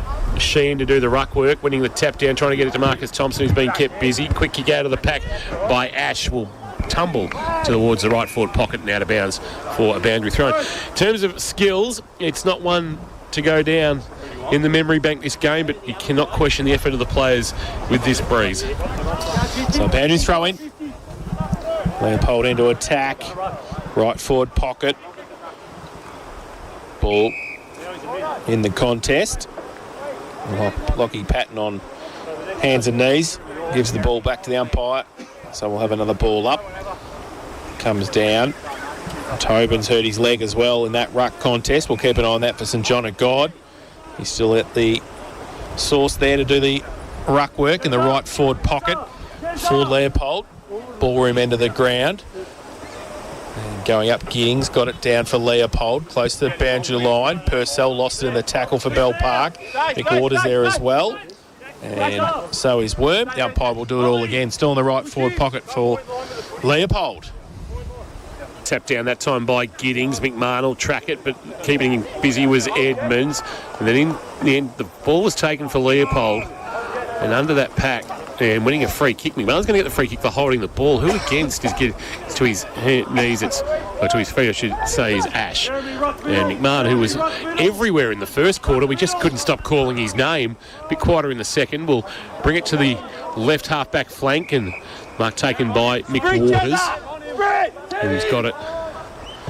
And sending it now to the wing. McInnes is his target, hangs in the breeze. Good strong grab. Tev Noffey takes the grab for Leopold. Tev Noffey, who's got almost matchsticks as legs. There is nothing on those calves. It's a mung floater inside forward 50.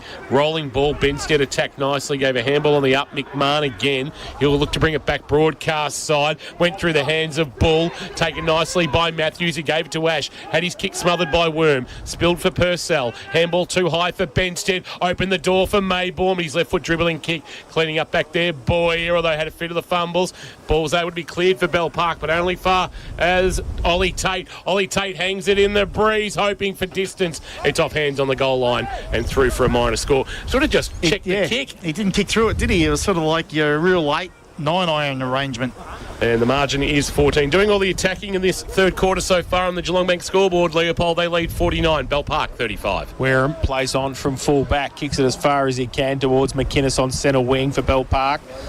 Now, in the contest, I think it's going to be Petering who's wrapped up in the tackle. And the umpire will come in and ball it up. Between wing and half forward on the other side, on the outer side. Wagner gets it away, Tate by hand to Thompson. Influential in this third term. Long kick, 2-on-1, Patton front and centre.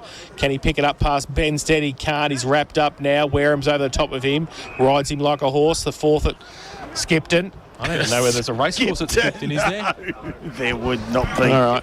Donald. If there was, it was a long time ago. Cressy. Lismore. Now there's going to be a ball up. And Tobin gets up high. Tate does well. Gets the kick around the corner to Ash, and he takes into Lane, and he takes the mark at centre half forward. And with the aid of the breeze, 50 out from goal. Has he got the distance, Kirsch? Well, I'm glad I asked you, Kirsch. That was really good. Well, he's actually not a bad kick of the ball, this bloke. So I'm going to say he has, from what we've seen today with Sam Scott in a similar position. You've mozzed him now. I have. Lane comes in, left foot kick, and he has kicked that out on the full by about 25 metres. That was rubbish. And the ball, even funnier, hit the car and then falconed the Bell Park player. Lockie Patton with the free kick for the Dragons in the right back pocket. We'll keep it to that Calvert Street side of the ground, and coming up, Worm judging the drop of the ball. Best took the mark. He wants the middle of High Sushi. Just got it to Sheringham. He gave a handball off. Fulton on his left boot turned it over straight into the waiting arms of Justin, who went short with a kick to Wagner. Wagner short, and the mark taken by Maybaum, and the breeze has got up again. It has indeed. He goes short and just checked the kick to Thompson, and a 50-metre penalty. And it will be a 50-metre penalty, and this will hurt. And this will give Thompson an opportunity of his third and a 20-point lead. It'll be a game-high margin if he can put the goal through as we go down to Birchie for Geelong Sports Medicine Centre. Does that breeze seem to have just whipped up again? Yep, certainly does. I'm sitting in the little interchange shed here, and I'm hoping that all the screws are in good order and haven't rusted out, because a sheet might just come off. But, no, it is really windy. Is this going all the way to the goal line? No, top of the goal square. The man on the mark. Decent 50. It's a handy 50, yeah. And especially with the breeze. Yeah. Maybe you get breeze tax. Maybe you do, yes. Bit of GST added on. Chase, I'm going out on a limb here. He doesn't miss this. Oh, no. He just needs to start at right-hand goal post. He's the smartest bloke out there. Oh, no. And he should kick here. Oh, he sprayed it to the right and missed it. You're an idiot. Through for behind. You are an idiot. Thompson with the absolute dead cert has missed and through for a minor score, and the margin is 15. 2 goals, 1 for Marcus Thompson. Leopold now 7-8-50. Bell Park 5-5-35, and I can't believe he missed that. The players are struggling to put the ball to foot. Maybe that's what the issue is with the breeze. It's blowing out of their hands. Something's blowing out, I can tell you that. It's blowing out of somewhere with you, Kirsch. You got no idea what's going on. Oh, Wareham's my kick was horrendous. This is. But he finally gets it to Jack McMahon. And I think everyone's copped it now. this will be the last time we come into a Leopold game. Buddha won't want you anywhere near them, Kirsch, with that sort of talk. Ball out wide. Oh, good kick. Good mark by Sheen, who floats in, kicks around the corner, and no mark from Tate. McMahon next to him, Tobin, wrapped up by Tate. Second effort was pretty good from Ollie Tate. The man who brings all his gear in an Aldi bag. It's fantastic to see. Freezer bag. I can't believe it. He's got his gear and he'll be around the contest at half forward. 15 the difference. Leopold with the ascendancy. Geelong Bank K-Rock third quarter scoreboard. The question I have is, does he use it for his shopping during the week? He certainly does. You know he does. Scott with a handball, try to get it back to Maybaum after the ruck contest. Bottom of the pack, that's Lockie Patton, I suspect. Just parking the Bushnells on. And last to get up is the Bell Park skipper. See it thrown back into the air. Maybaum, Tobin, no clear winner of the ruck contest. Tobin will be sore after this one. Patton gave a handball back to Jack Sarcevic, who gave it kick towards the wing, and coming up and meeting it and taking the mark is Jasper George, who we haven't caught a great deal of this afternoon. He's got it back of the wing on the outer wing here at High Sushi. The kick to half forward is okay. Purcell puts it into the waiting arms of the fantastically named Trey Gilmore. Gilmore, a handball off to Sarcevic, wanted to come back inboard to Patton, spun out of trouble, put a handball back towards the boundary line, but missed his teammate in Trey Gilmore, and it's out of bounds for a boundary throw-in at right half forward. Leopold 7-8-50, Bell Park 5-5-35, 12 and 3/4 minutes played on the Port Phillip Ferries time clock in this third quarter. Port Phillip Ferries, there's no better way to travel to the footy. Maybaum, ruck for Leopold, and he gets the left hand to it. Needs somebody to help him out. It's Wagner. Handball back to Tate. He's had a good third term as well. And ships the ball towards Ritchie. He wants the short little kick inboard, but chopped off. McMahon takes it for Bell Park. Oh, right in the middle of High Sushi Oval. And Jeremy Smith just lost his footing there as well. McMahon plays on, goes with a spearing pass, which is beautiful for Ollie Tate, who comes back to Maybaum. Unfortunately, they play for Leopold. He gets the handball out. Now Harris Jennings from half back, create a bit of space, goes with a high right foot kick towards half forward. Doesn't sit for any of the Leopold forwards. Edmonds puts a good tackle on and make sure it wasn't a sling, and it will be a ball up. Right on that position as Jack McMahon gives the ball back to the umpire. We have played 14 minutes on the Port Phillip Ferries time clock in this third term.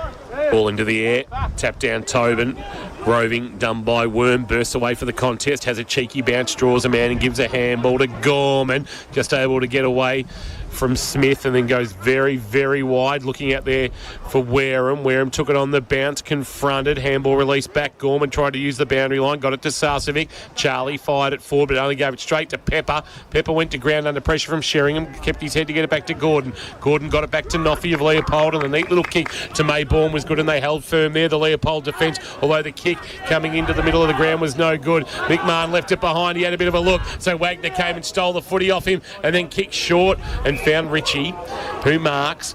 Ritchie turns and kicks quickly to the goal square he goes. You want to Marcus Thompson, but numbers were back there for Bell Park to see it out of bounds for a boundary throw-in. Kingy, I'm pretty sure on the outer side it's Marcus Thompson. He hasn't moved from a big collision in that last on the wing, so they've got him to his feet now, but he's not looking good at all. Thompson's in the forward pocket. I think it's Nick Lane.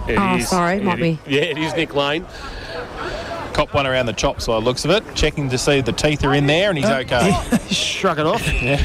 He's going to come to the bench for St John of God, but he's okay, and we'll get the play restarted in the right forward pocket. Ball room into the ground. Here's Jason Doherty of Carrot Footy. And he puts it back in now. Tobin gets it from the ruck contest, goes towards Sarcevic, doesn't quite get there. Now the ball spills free to Tate. His little right foot kick. Wow, get the tape measure out. And that was just 15 to Billy Ritchie. And there's a lot of Tom Feely look about him with his head. Have you seen it? No, you haven't got peepers, have you? No, I don't have peepers. Saw Touchy here before as well. He was here. Very good player, Touchy. Yes. Played in Geelong's VFL game last night. Did he, Kingy? He did, Touchy. He and Marcus Herbert. Yes, so got a 2-point win last night for the Geelong VFL. They'll be hoping that Billy Ritchie can take the margin out to 21, he comes in, and I think he's done well. He's brought it back beautifully with the aid of the breeze. So he kicks his first of the afternoon. And Leopold kicked their 8. They're 8-8-56. They lead Bell Park 5-5-35. Geelong Bank, K-Rock. Third quarter scoreboard. Geelong Bank's 1-2 home line. 1% less for 2 years. Joe spoke about it at half-time about what team is going to use the ball better and with their decision-making. And it's quite clear that Leopold are attacking the corridor every time they can and getting it to this broadcast wing. Whereas Bell Park, when they had ball in hand, even when they were in the corridor, they kicked it wide back out to that boundary, that defensive side again. And their decision-making's been pretty poor this quarter with ball in hand.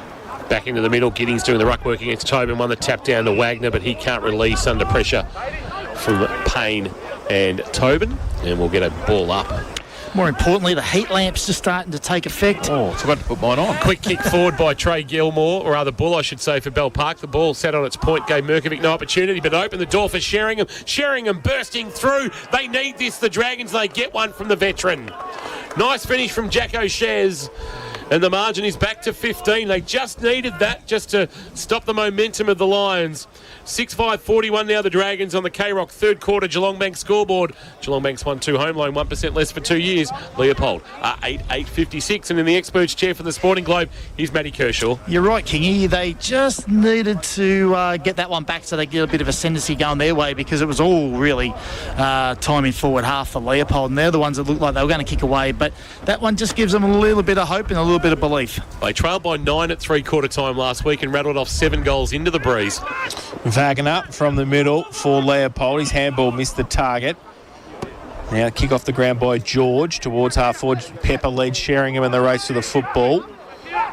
Still across half forward for Bell Park. Jacko's over the top of it. Pepper comes in, and it will be now a ball up across that half forward line for the Parkers. 18 played. Port Phillip Ferry's third quarter time clock. Giddings gets it down. Comes towards Fulton for Bell Park. And the kick towards Sheringham again. He sort of had it and then he lost it. Big tackle on. Parker's forward line working overtime. Oh, coming out. Good mark by Ash. Wants to play on quickly. Goes towards centre wing for Leopold. Edmonds takes the mark. He can go further afield. He does. And the mark taken by the Undertaker. Right foot kick. Top of the goal square. Goes in that direction. Punched away by Boyer. The new Facebook lover. He comes out towards Richie again for Leopold. Patton Lockie for Bell Park. Pack develops at centre half forward now for the Lions. The umpire will come in and ball it up. That was a great hit by Ash before. Courage, considering he just got taken out in the outer side. Crucial 5 or so minutes coming up here late in this third quarter. Can the Dragons stay close enough? There'll be a high tackle free kick against Thompson on Fulton. And he'll take it. In fact, it's Mick Waters, I should say, with it. He goes laterally and wide, and Kershaw, I reckon, slapped the desk in frustration at the fact they've gone to the Calvert Street side again to McMahon. You go on the defending side. Are they trying to just defend and think that they're going to be close enough at three-quarter time? There's potential that. His kick is good. Mick Waters worked hard forward. He actually received the kick about 30 metres along, and he's got it. So just maintaining possession for the moment. A floater inside, forward 50, up with one hand, but no mark taken for Leopold by Cross. And it's at ground level and taken to ground. He's a little bit sore getting to his feet. Might be Justin. It might have hit the ground there. Umpire said no issues with the tackle. I'll ball it up. Tap down, Giddings, roving. Lockie Patton had his kick partially smothered and it deflected backwards into the centre square. Ash tried to get a handball away. Purcell did all right, fend, and then a kick into the left forward pocket. A rolling ball that Noffy will be first to. He'll have Fulton for company. Noffy might have a little bit too much toe. Well played, Fulton got him to the boundary line and then over the boundary line with a stoppage, and it's a push in the back. So a free kick. There's a bit going on there. They didn't like maybe Fulton's involvement. Marcus Thompson wanted to get involved. Jasper George is in there as well. And Tev Noffy will take the resultant free kick right in front of the Bell Park Sport and Recreation Club. He was short with the kick, and Thompson's just worked forward from that little fracas to take the mark. Don't we love the word fracas? I do like it. Ball towards half forward. Big pack there off the back. Tobin's handball. Now under pressure. Worm under real pressure. Took them on, 3 of them. And that's holding the ball. So Giddings will take the free kick for Leopold. Right half forward. So good gang tackling there from the Lions, keeping the pressure on. He goes short. It's okay. Spears the pass and finds Nick Ash. Now he goes towards the top of the square, just sets it up. Benstead. Oh, surprise, surprise. Steve's brought his own ball at half back and he takes the mark again. He goes short. They need to move it. They do now. Patton says, move! And he goes with a left foot kick into the middle, and it's all Leopold getting back there. Nearly a mark taken. Bell Park had one player, and they can get it out. It was Payne. Now they go towards Fulton, the don't argue. Drop the footy in the tackle. Umpire said play on. Luke Justin couldn't take it. Back to Payne. Got one high. The umpire said play on again. And there's a Bell Park player down back. I think Fulton, who was trying to do the don't argue. He's got up limping with a right knee. We'll keep an eye on that as well. We'll have a ball up on centre wing. Tobin, uncontested one, the tap down. Payne, a handball after a fumble. Patton had his kick smothered. Ball spilled for Maybaum. He kicked it up the chimney for Leopold, but sitting under it is McMahon, who's worked his way back into the contest. Been handy this afternoon, Jack McMahon. Called to play on, and he'll go very, very wide and stretching and marking his Wick Waters. Sounds like somewhere where you stay. We're going to head off to some sort of farm stay, Wick Waters. A high ball to right half forward, front of the pack. Lockie Patton brought to ground and going nowhere, and the umpire said it was touched. I'm not sure what the ball movement or the style they're going for, Bell Park. You're right, King. It's like they're just trying to hold on till three-quarter time. Worm trying to burst his way through the pack. Couldn't get away. He's actually been pinged. Umpire's blown the whistle just as he got the handball away, and he said, no, you took too long in the tackle before you got rid of the handball. And Marcus Thompson, doing it all this afternoon, wins himself the free kick just inside the back pocket. So Pup goes towards half forward with the kick. Over the back, Purcell for Bell Park. Goes out wide again, Calvert Street side. Lockie Patton takes the mark. Just holding it up, he chips the ball over the top. And running it into some space and getting the ball is Jackson Gorman. So he's right on centre wing on the outer side, called to play on. Goes with a wobbling punt towards half forward, no mark taken, side of the pack. Bell Park, high kick back inside towards the top of the 10-metre square. Handball from Pitcher. Needed Maybaum in support and got it. Oh, he's under pressure. He draws the player. Handball miss. Sarcevic fell over, but then got around on the left foot. Then his kick was smothered as well. So Leopold working overtime in defence. They might be able to get it out. Can they? They can't do so effectively just yet. Jennings comes across a half back. Needs to put a tackle on. Was that a sling? The umpire said, yep. Yes, it was. And free kick is going to go to Bell Park. We see the umpire with the sling motion there, and big Zach McInnes at centre half forward has the football. McInnes with the man on the mark standing about 50 from goal. You would think that into the breeze this would be a bridge too far, despite him being a prodigious rooster of the footy. He's a little bit tentative with what he's going to do, so he just sets it up into the forward pocket. Giddings comes up, can't mark for Leopold. Front of the pack, made for Patton. Patton with a left foot snap. You knew as soon as that front and square happened that Lockie Patton was going to snap a wonderful, classy goal, and he does. Lammy's Tavern goal of the afternoon contender. It'll get rolled by Marcus Thompson earlier in this third quarter, but Patton's pulled his team back to within 9 points and within striking distance with them to kick with the breeze in the final term. Bell Park 7-5-47 on the K-Rock third quarter Geelong Bank scoreboard. Leopold 8-8-56. Normally you kick it to the top of the square or that hot spot 5 metres in front of the square, but it was a smart kick. He kicked it to a 2-on-2. They had the +1 at the bottom of the pack, and that was Patton who kicked the goal. So it was a clever kick in the end. Back to the middle, Tobin. Jennings gets it down, does his own roving work as well. In fact, it's Giddings, who got a high tackle, but the umpire said he dropped the ball. So, free kick going to go to Ned Payne. He just chips the ball dangerously to McMahon. Had to make good, and he did. And on hands and knees, gets the handball away towards Gorman. Back to McMahon, mucking around with it. Short little kick might be okay. And give it to the safe Wareham short. Now Isaac Wareham back end of centre wing. Broadcast side. Just drives it straight into Rob Maybaum, who's on the mark. Now Ash gets harangued and tackled and loses the ball, and Ned Payne gets the ball back right in front of us in the best seats in the house thanks to Apco Cafe 24/7. The second gamer, Payne with a high ball inside forward 50, holds in the breeze, went through the hands of Noffy for Leopold. The base of the pack, a handball up by Reynoldsson, tried to get it towards Mayborn. In fact, it was Justin getting it towards Mayborn. He's held up and going nowhere. And a ball up right where on 50 at left half forward. And it's just gone up a little bit, the intensity, as the margin sits at 9 points. 26 minutes gone, third quarter, Port Phillip Ferry's time clock. Winning the tap down, Giddings for Leopold. Patton to do the roving, tried to barge his way through, somehow got boot on ball, but coming off his man in Purcell. Looks like in Fulton, looked like Fulton gone forward for the moment. It was Jennings to juggle the mark, read it best off the boot, and look to bring it broadcast side. Sets it up, Giddings, cross, and cross strong in front. Takes the mark despite the pressure of Bull. Cross, a handball at close quarters to Jennings. Jennings drives a kick towards right half forward. It's just slipping out the back but going over the head of Smith. Ball bounces and now hits the ground as it's dropped by Patton. Handball over the head, Ritchie.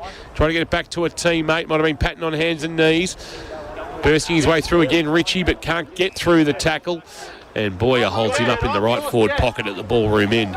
Leopold, I reckon they want one more. They need one or two more, I reckon, before the break.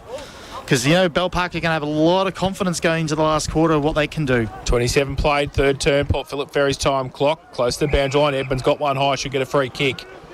And will. So he's about 45 out on the boundary line. James Edmonds. And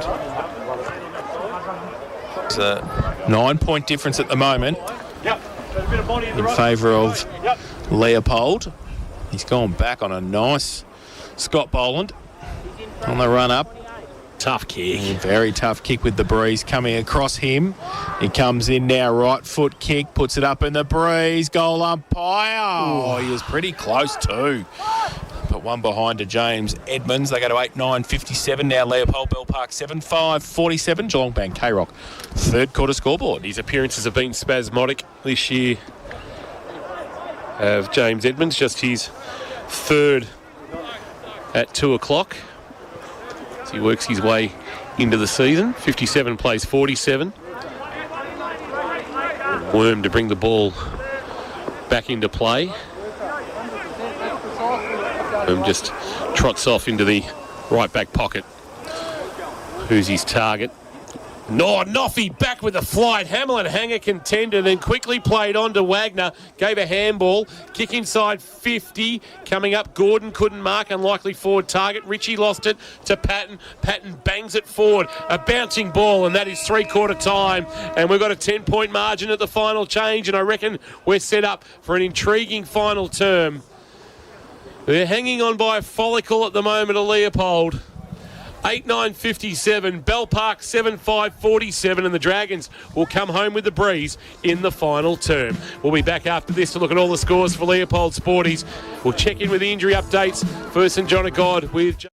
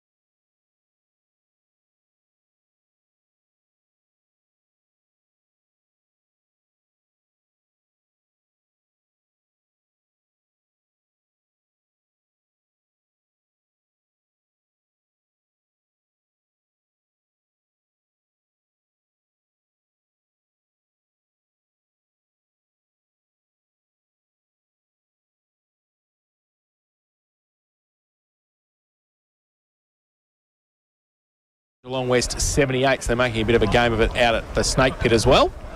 And not sure whether Birchie's gone down to Gary Hocking or not. We might let Birchie follow Butter off the ground and go down to Birchie now for Geelong Sports Medicine Centre. Yeah, Butter, you probably would have wanted to be a little bit further in front against the breeze in the last, but both teams have been able to score into the win today, which is good news for you. And what was your key message at that last change for the boys to get across the line today? Well, we've made a change. We're going to throw Nofi forward, who's been playing back, so we need some aerial. We need some ground ball presence in our forward 50 because they've been beating us at the fall of the ball in our forward half, so hopefully Nofi can mark the ball or provide a contest. We're going to get numbers there, switch the ball down back, so we're going to use the width of the ground. And I didn't have anything written on the board. I think it just comes down to a contest and how tough you are. And we've got Daniel Pitcher's 100th. We talked about pre-show. We want to win the game for him, and it's a milestone we want to celebrate. So we've just got to get tougher and dirtier inside, try and put Patton away. Wagner will go to him, try and put that away, and then try and win the game from there. Jane? Thanks for sharing so much, Buddha. Thank you. Fantastic insight from Gary Hocking there for Geelong Sports Medicine Centre. Bang, this is the move we've made. Yep. We've sent Noffy forward. Now, that'll be picked up very quickly by the Bell Park coaching staff. Geelong Sports Medicine Centre, great to have them on board. Your ultimate destination for health, fitness and recovery. Carrock football bringing the boundary rider, Jane Birch. Around the grounds at Leopold Sporties in the Ballerine. I know people interested in the scores there, Jace. Yes, Model Warrior 74, Geelong Abbott 54, Drysdale 84, Ocean Grove 42, Port Ellington 25, Bowenheads 125, Anglesea 48, Newcombe 30, Queenscliff 53, Torquay in control now 71. So it looks like that challenge has gone away from the Barracudas, and in the GDFNL, round 9. Bannockburn 73, Winch 65, Geelong West 37, Werribee 59, Belpost Hill Inverleigh 16 to 15, 36 Anarchy, North Geelong 15, East Geelong 41, Thompson 96 and Cryo 86 lead Belmont 36. Big win coming for the Devils. Final quarter here, though, thanks to Harvey Norman. Here's Jace. Yes, through the middle, Will Tobin for Bell Park, tries to push it on. Sarcevic gets the kick off the ground towards Sheringham at half foot. He just toe poked it towards George, comes out towards him. Now he can't pick it up. Ash for Leopold, gets it away by hand to Lane. Oh, coming across the top was Tobin. Now Lockie Patton for Bell Park back inside. Merkovic got paid a third of a mark. You which can't he pay took. that. Well, You can call play on. You can just say play on. Yep. so the umpire has paid it, and Merkovic has gone back for a set shot from 50 out. And it was less than a third of a mark probably. But anyway, he's coming in. He has kicked one goal this afternoon. He hasn't kicked a second with that. It's off hands at the back. Oh, gee whiz. And at the back of the pack there was Worm. But it's through for one behind. So Bell Park start the final term 7-6-48 now. They trail Leopold 8-9-57. Harvey Norman K-Rock. Final quarter scoreboard. Trailed by 10 this week, trailed by 9 last week, and kicked 7 in the last quarter. 7-1. In fact, the Dragons to get over the top of Geelong West. Gordon to bring the ball into play for Leopold. They'll attack this broadcast side. The one-on-one is Sheen and Tobin. Sheehan stood tall. Took a good mark in a one-on-one. The Undertaker. Sheehan, went to step around the man on the mark, had a fumble, and then had to come back the other way towards the boundary line, and did so successfully to Edmonds, who's marked just back of the wing. He goes short, and the mark taken by Richie. Feigned a handball to Justin. Called to play on now. Sends a kick towards forward 50, but judging it best is Purcell, who stretches and marks for the Dragons at right half back. So Noffy has gone forward, as Gary Hocking told us, for Geelong Sports Medicine Centre. Kick to the wing by Purcell over the head of both McWaters and Tobin. To the boundary line it goes. George is buffeted by Sheen with a little bump that sends he go through the gap in the fence rather than into the fence. And we'll get a boundary throw in at true centre wing, or maybe just slightly forward off, favouring the Dragons in this final quarter. It's gone 2 minutes on the Port Phillip Ferries time clock. So boundary throw in. At the back, punched away by Sheehan. McWaters across centre wing. Needs some support. Sarcevic travels with him. They see it over the boundary line again. Ollie Tate right there for Leopold as well. And we'll have a boundary throw in. Yeah, the 10 touches and 5 clearances in that third quarter, Lockie Patton. So hence the move for Hocking to go and put Wagner on him. Yep, he's following him right around at this contest. Tobin and Sheehan, short boundary throw, nearly hit Sarcevic on their head. Tate's handball was good forward to Gordon. He goes long with the kick. Patton to run at it. Mitch comes out, can't take the mark. Nofi at the back, gets it away. Now kick around the corner, inside 50 for Leopold. Sits beautifully for Nikosh. Gets a push in the back and gets the kick away. Will take the free kick. As he got the kick towards goal, he got pushed fair and square right in the back. And Nick Ash will take the free kick 30 out from goal, directly in front. He's been all right today, Nick Ash. A couple of those smaller players have been all right. Edmonds has been all right. They've chipped in where they've had to. This would be a good way to finish it off, though. Ash is one of those players that will find himself maybe on the fringe when numbers roll back. Yep. Thing that helps him is a one-pointer. And making every post a winner today, he is. For his second of the afternoon, he comes in. The goal umpire does not move that far, which is a good sign for Nick Ash, and he kicks Leopold's ninth. They go to 9-9-63, and they take the margin out to 15 points. Bell Park 7-6-48. Harvey Norman, K-Rock. Final quarter scoreboard and the experts chair thanks to the Sporting Globe. Watch every Cats home and away game at the Sporting Globe Geelong. Here's Matt Kershaw. Bring it back to that stoppage, Jason. You called it out of the stoppage. That clearance by Ollie Tate. Just a rocket handball to move it forward. It was terrific play, and that's just the smarts you need around a stoppage to get that ball inside your forward 50. Crucial first goal into the breeze belongs to the Lions. Now it's back on the Dragons, who have moved Worm into the middle from the ball up, as they did it last quarter last year. Sheen went to kick it forward, but had a fresh airy. Sarcevic looks like he's gone to the middle. That's Jack. Pulls a kick towards left half forward. Free kick going to Merkovic. He's got it just outside 50. Looks left, looks right, and now called to play on. Drives a kick to the goal square. What's he got? A defensive spoil coming from Harris Jennings, who tries to knock it towards the goal line. There's a bit going on off the ball, and it's going to be a free kick, I reckon, against Patton, going to Wagner for Leopold in the right back pocket. He chips a kick over the top, and that breeze is really blowing here at High Sushi Oval to Pitcher. Pitcher it in the right back pocket. Sends it to half back. Kick out a bit too much on it for Sheehan. Tobin head over it. Got some friendly fire from Benstead, and he's down for St John of God, and it's out now for Noffy. So Noffy gets it out now, and they go inside 50. Leopold, Patton in front. Read it the better, was always going to fall short. And he took the mark inside 50, plays on, wants a goal. Open goal square, goes back and goes, well, doesn't actually make the distance. And running back with it was Jai Cross. He couldn't get there in time and through 4-1 behind to the Polders. His fourth point, Jace? Yes, it is 1-4, Mitch Patton, and they go to 9-10-64, Leopold. Bell Park 7-6-48.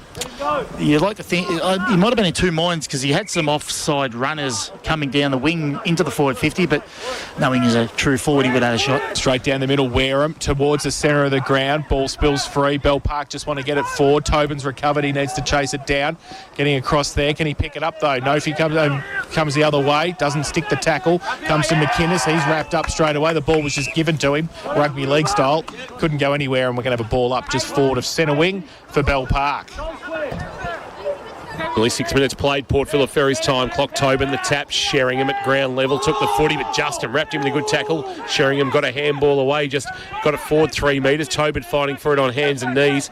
Also is Justin for Leopold, and Lockie Patton's now locked up as he was able to extract the footy before Wagner came over the top and said, "You're going nowhere."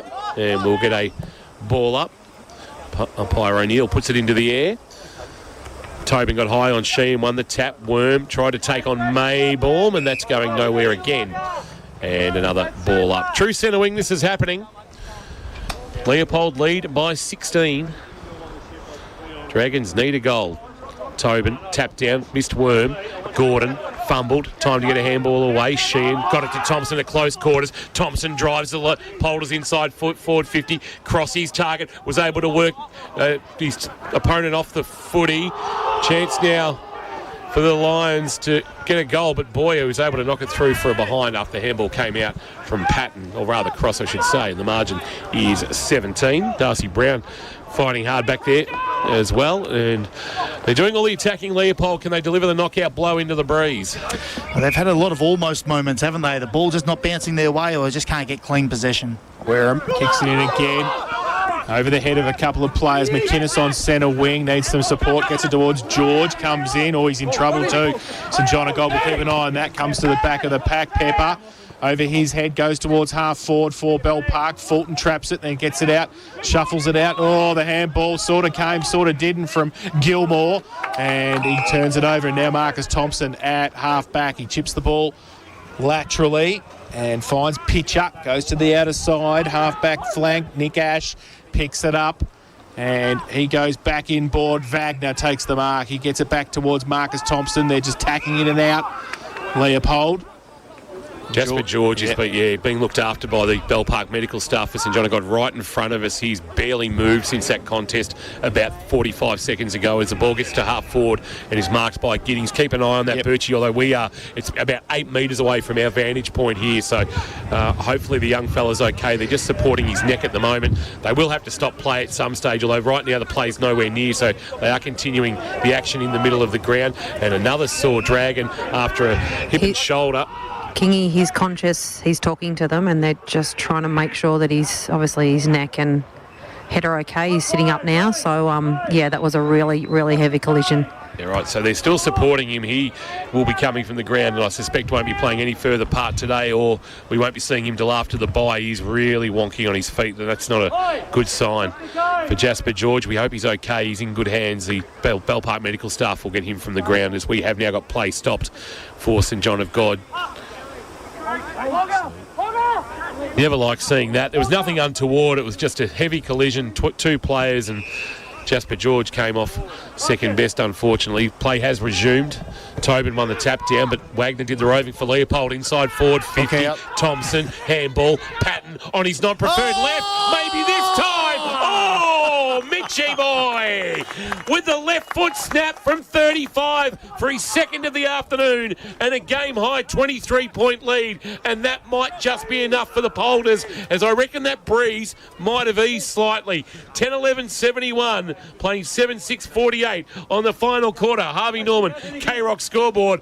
Well, if Marcus Thompson's was good, that was just as good from Mitch Patton for Lammy's Tavern. It's still not beating Marcus Thompson, but the reason you go uh-oh is because you've got two players in the vicinity of a ball 35 metres out from goal. That's what the opposition would be saying as well. Uh-oh.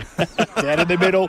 They run free again, Leopold. Scott gets it towards half forward. Mitchie's on fire again. Taps it back beautifully to Edmonds. 45 out off a step. Right foot kick. And he has hit the post. Was a pretty good kick into the breeze off one step from Jimmy Edmonds. And they put some excitement into this game all of a sudden in a 3-minute period. 10-12-72 Leopold Bell Park, 7-6-48 Harvey Norman. K-Rock. Final quarter scoreboard. Wareham goes bang up the middle looking for a mark. McInnes and Worm neither could mark it. Rolls all the way behind the centre wicket area into the arms of Matthews. He just puts a kick up and standing under it, McWater surely will get a free kick end or a mark. It's paid a mark. Held his ground well then. They're doing to Bell Park what Bell Park did to West last week into the breeze as the kick wide from Worm has gone out of bounds on the full and will be a free kick to Gordon. Gordon laterally, I reckon the Leopold bench let him know about it too. As Maybaum has got it. He goes short to Scott, who marks at almost at the point of the square at left half back. He gives a handball, side door, Jennings pulls the kick towards Giddings. Spoil Brown, ground level. Brown will do the recovery first. Giddings over the top, managed not to give away a free kick. Benstead dived on the loose footy. Tackle laid by Thompson and a ball up just inside 50 for Leopold. So Leopold into the breeze have kicked 2-3. Bell Park have only managed the one behind kicking with it, and Thompson's grabbed it out of after the ruck contest and jammed it on the boot, missed to the left through for a minor score. And that might be the handy point as the margin is 25. Thompson now with 2 goals, 2 by my count. 10-13-73 Leopold, Bell Park 7-6-48 on the final quarter. K-Rock, Harvey Norman scoreboard. Harvey Norman, Cryo and Morn Ponds. Wareham straight down the middle again, right onto the cricket pitch area, but he copped one across the chops, Jason. Ned Payne gave him one. Ollie Tate takes the mark, goes inside 50 again at the back. Gorman for Bell Park.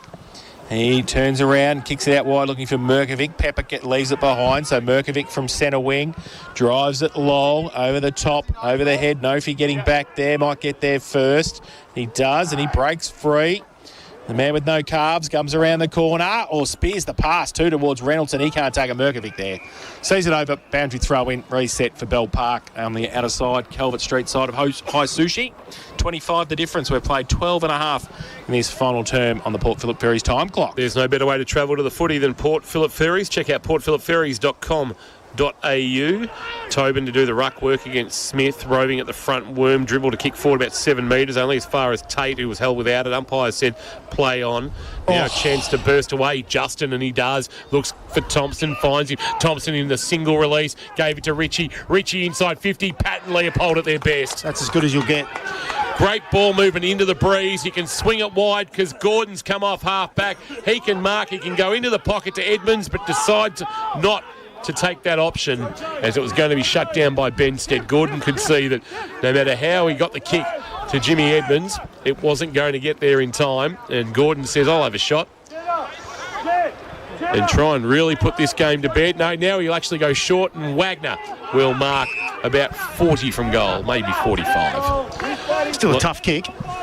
Logan Wagner, 5th in the competition for disposals coming today. He's actually had more of the footy than Marcus Thompson this year. Handball out the side door, just on the left footer, cruising by, runs tight in the left forward pocket, pulls the kick back to a 20 from goal. No mark taken by Patton. Mayball in front of the pack, gave it to Wagner. Wagner, the quick snap, pulled it too far.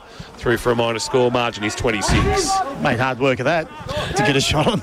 Seems though Wagner had it to start with. 10-14 plays 7-6, and unfortunately I reckon this one's done. It does. Wareham goes to the outer side, centre wing. Big pack there off the back of that pack.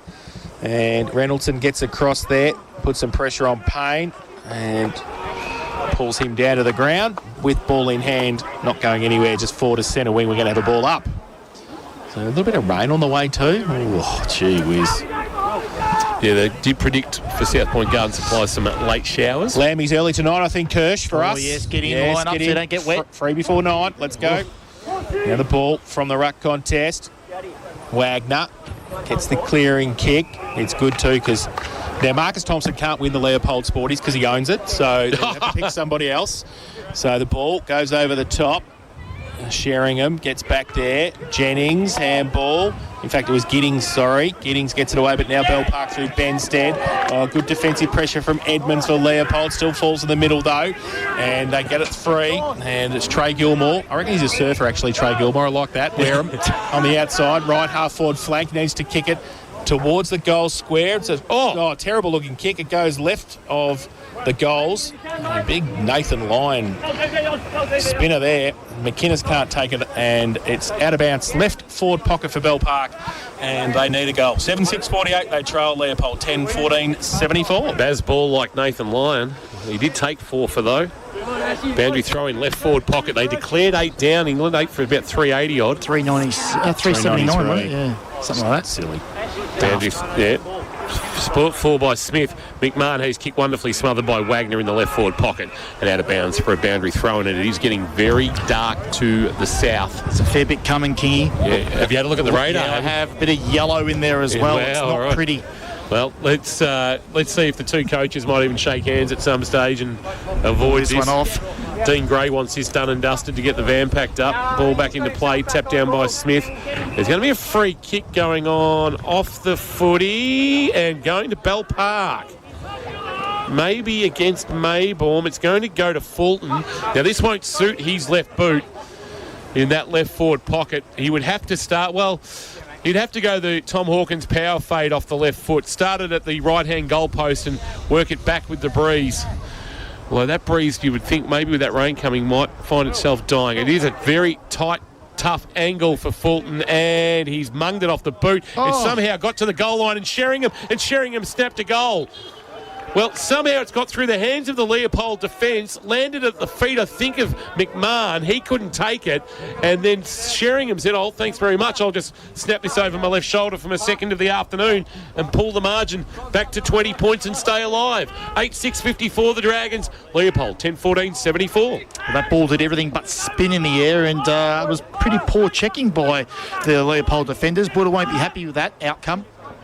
Keeps them in the game, keeps them alive, keeps them having a sniff. Talking about having a sniff, Grovedale 67, Trail St Joseph 75 at Purdue Reserve. So back in the middle, Darcy. Same Grovedale that trailed by 6 goals against North Shore a fortnight ago. Darcy Brown gets it down in the middle for Bell Park towards Patton, who goes forward, and the mark taken by McInnes.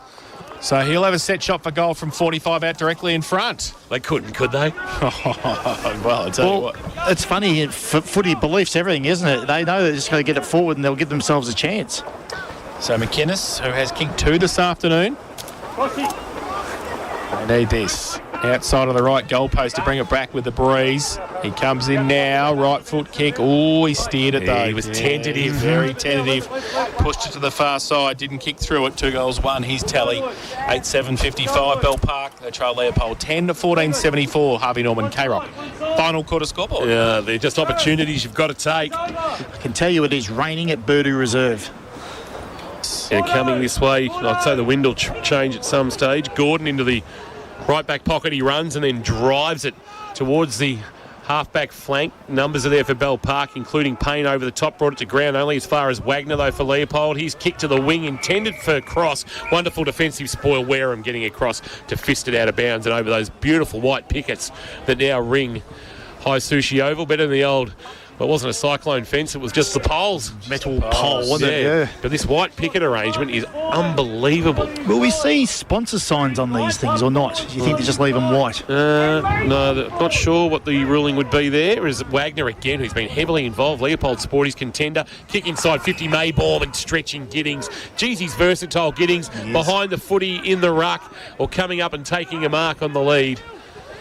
The Portland product. Sends it into the pocket, and Sheehan's got it, and the Undertaker can go back and bury Bell Park. Nice. Nice. I like it. Noffy's gone back behind the ball, so that experiment lasted all of 10 minutes. We're using cross. They are. They've got a bit of flexibility to do that, haven't they? You just spoke about it then, Kingy, with Giddings and these type of players. It can make it dangerous, unpredictable. Sheen to tip the last little bit of dirt into the plot.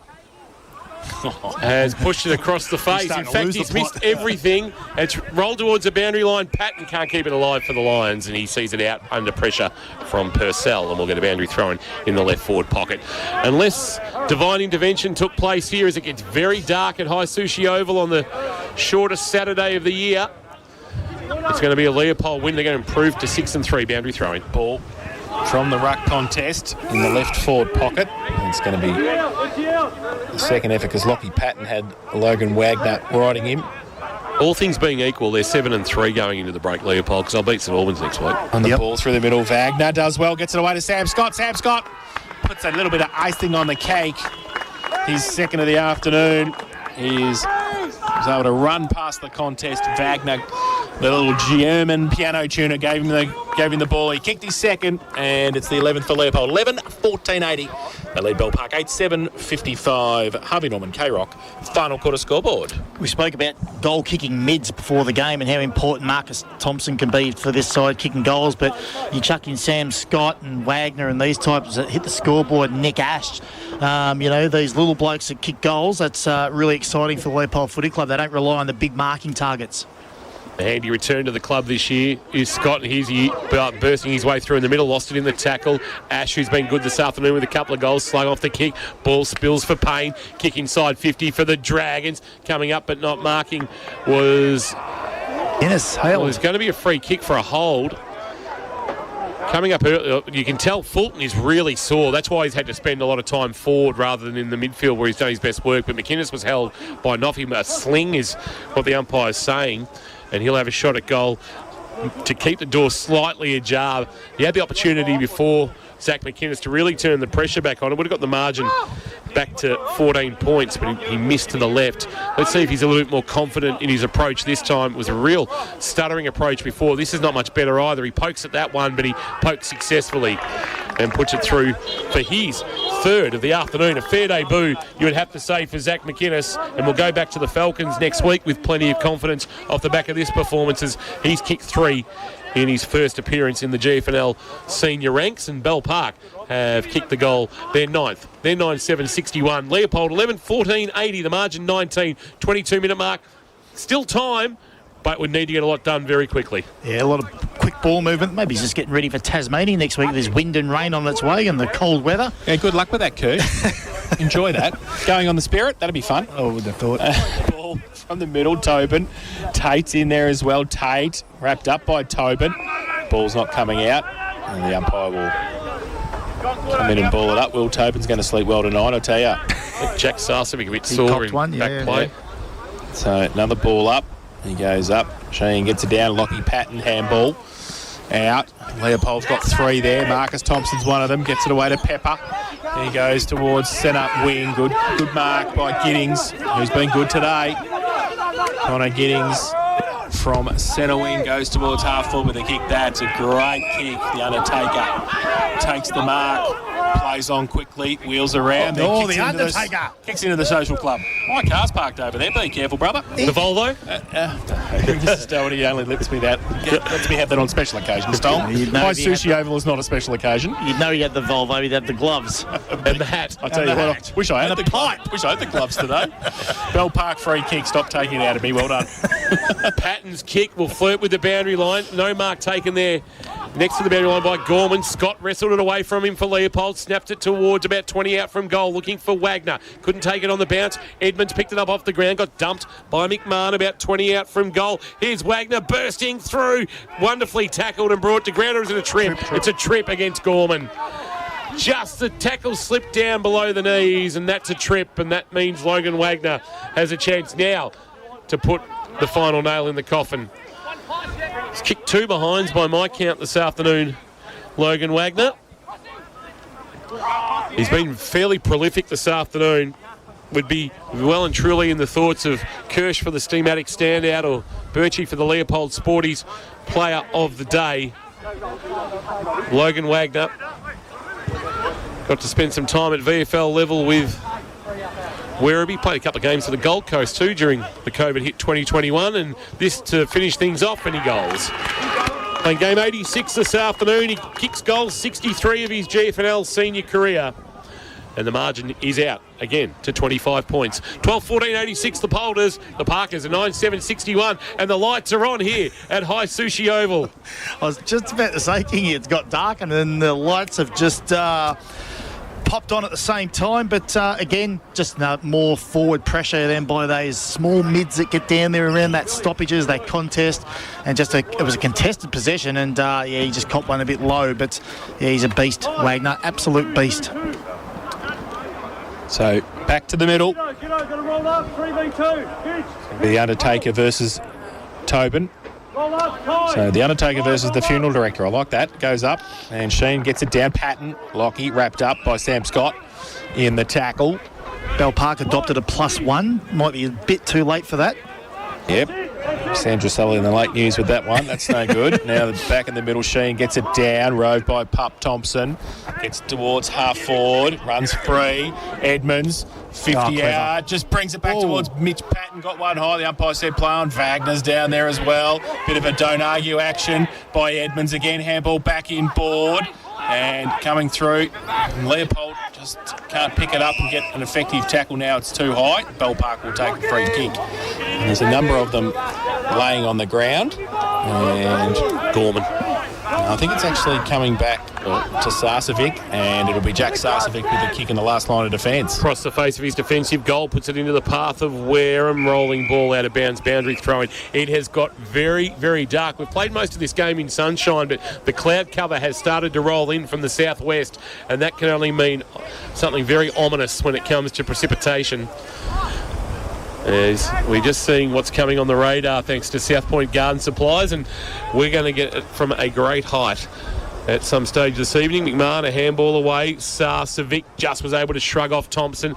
Bombed it long towards left half forward, a one-on-one. Cross back with the flight, took the footy. Handball back to the voice of Jennings at right half back. He checked the kick back inboard but missed his target. McWaters got in the way but was only able to knock it away towards the path of a bunch of players that were wearing white jumpers. Leopold in their reverse trip today, but good work by the youngster McInnes to hold play up.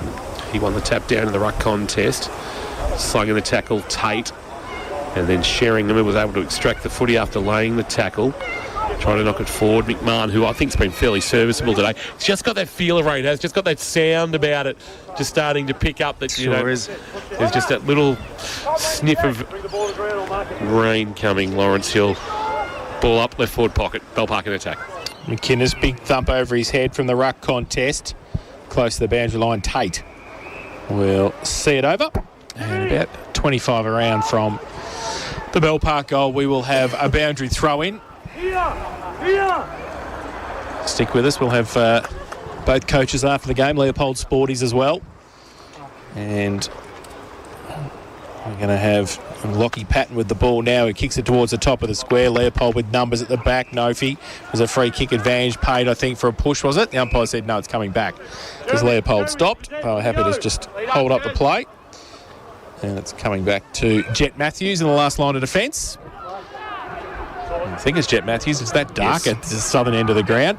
But he's got it now and he'll drive it. Right foot kick towards half back. Big pack there going up. Oh, Nofi in the middle does well. And he's taken the mark at half back for Leopold. Been a handy acquisition returning to the club. Didn't play any senior footy before going to Drysdale, where he won a best and fairest about 4 years ago. But he's back at Leopold and a handy inclusion as a one-pointer into the setup of Gary Hockings. Short kick to Scott, who's another handy return to the club this year. Across the face of his defensive goal. Tate, his intended target. McMahon front on, did well to spoil and not give away a free kick. It's a 2-on-1, although coming up to help out was Pitcher.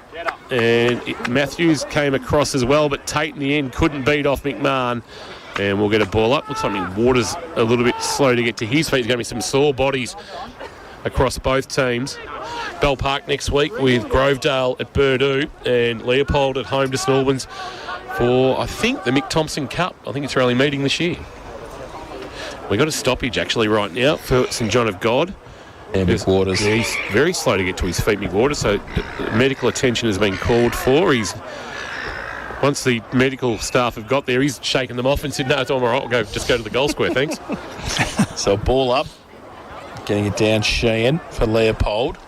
Goes towards the white picket fence again. Was insufficient. Insufficient. So free kick, Bell Park against Leopold there. Patton plays on. Lockie Patton goes to the top of the goal square. Big pack there. Oh, Hamlin hanger from Nofi. No umpire said didn't hold it long enough and then pushed through rugby style for a rush behind to the home side.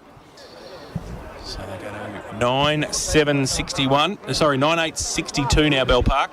Trail Leopold 12, 14-86. Harvey Norman K-Rock final quarter scoreboard. Matthews directing traffic from inside his defensive goal square. He trots off into the right back pocket and drives it long, looking for a marking target. Off the hands of the pack, Noffy roved it nicely, gave a handball off. Chance for Giddings to run and then a kick to half forward, wanting Edmonds on a great kick. Gorman played it well, spoiled and then found it on the bounce. His kick to the middle is okay. Mick Waters with room to move, sends a kick very wide to the veteran Sheringham. Sheringham can run to about 45, pull the trigger on the kick. Will the breeze work for him? No, it stayed right and through for a minor score as Jackson Sheringham went looking for his third of the afternoon. 2 goals, 1 for the 129 gamer, the former Cat. And the margin is 23, 12-14-86 Leopold, Bell Park 9-9-63, 31 minutes almost ticked over on the Port Phillip Ferries time clock. Port Phillip Ferries, there's no better way to travel. Jet Matthews called to play on. Runs to the back pocket, goes to the outer side. Ball holds up, no, if he gets there first, takes the mark. Scores level at Grovedale, 81 apiece. It is indeed. I've got messages coming at me left, right and centre on the personal KFC. I think the Teary one's sending a few too, so it goes up towards centre wing. Grovedale couldn't play in another draw. We're getting different messages, you and I. The ball at the back, Tate. Kick around the corner from Pepper towards Scott. 2 St Joseph's people, 1 Grovedale person so far. Back to Thompson. Matthews, you two just wax lyrical. I'll worry about the footy. Now comes back Tobin.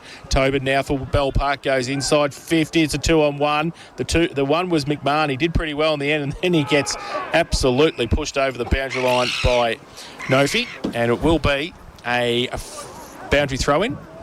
Half forward flank, Bell Park into attack. Grovedale goal up. Wow, that would be some sort of upset. Talk about tipping the season on its head in some way, shape or form. Tapped out at the front by Sheehan. Ball rolls into the left forward pocket. Sheringham with the outside of the right boot, a soccer kick, but it was picked up by Marcus Thompson of Leopold. High kick to half back, lands safely on the chest of Maybaum. This can't have much longer to go. We've gone 32. He's kicked to centre half back, and there it is, Siren.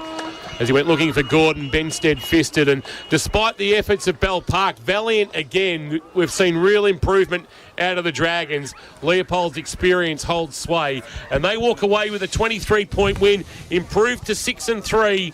Bell Park are 4-5. And the Lions, with St Albans next week, all things being equal, they pick up the 4 points there. Should go into the final break and start that 8-game burst to finish the season before finals with a 7-3 record and in position to play finals again in 2023. Things starting to click for last year's grand finalists, and they've got reinforcements to come. Some of the names that they'll re-include: Burgess, West, Trent Thompson, Williamson, and I think the rain is just starting to descend here on High Sushi Oval as Jane Birch has made her way out on to the field to try and lure away one of the Leopold players. If she doesn't talk to Marcus Thompson, we could probably take it to the bank that he'll be the Leopold Sporties player of the day. And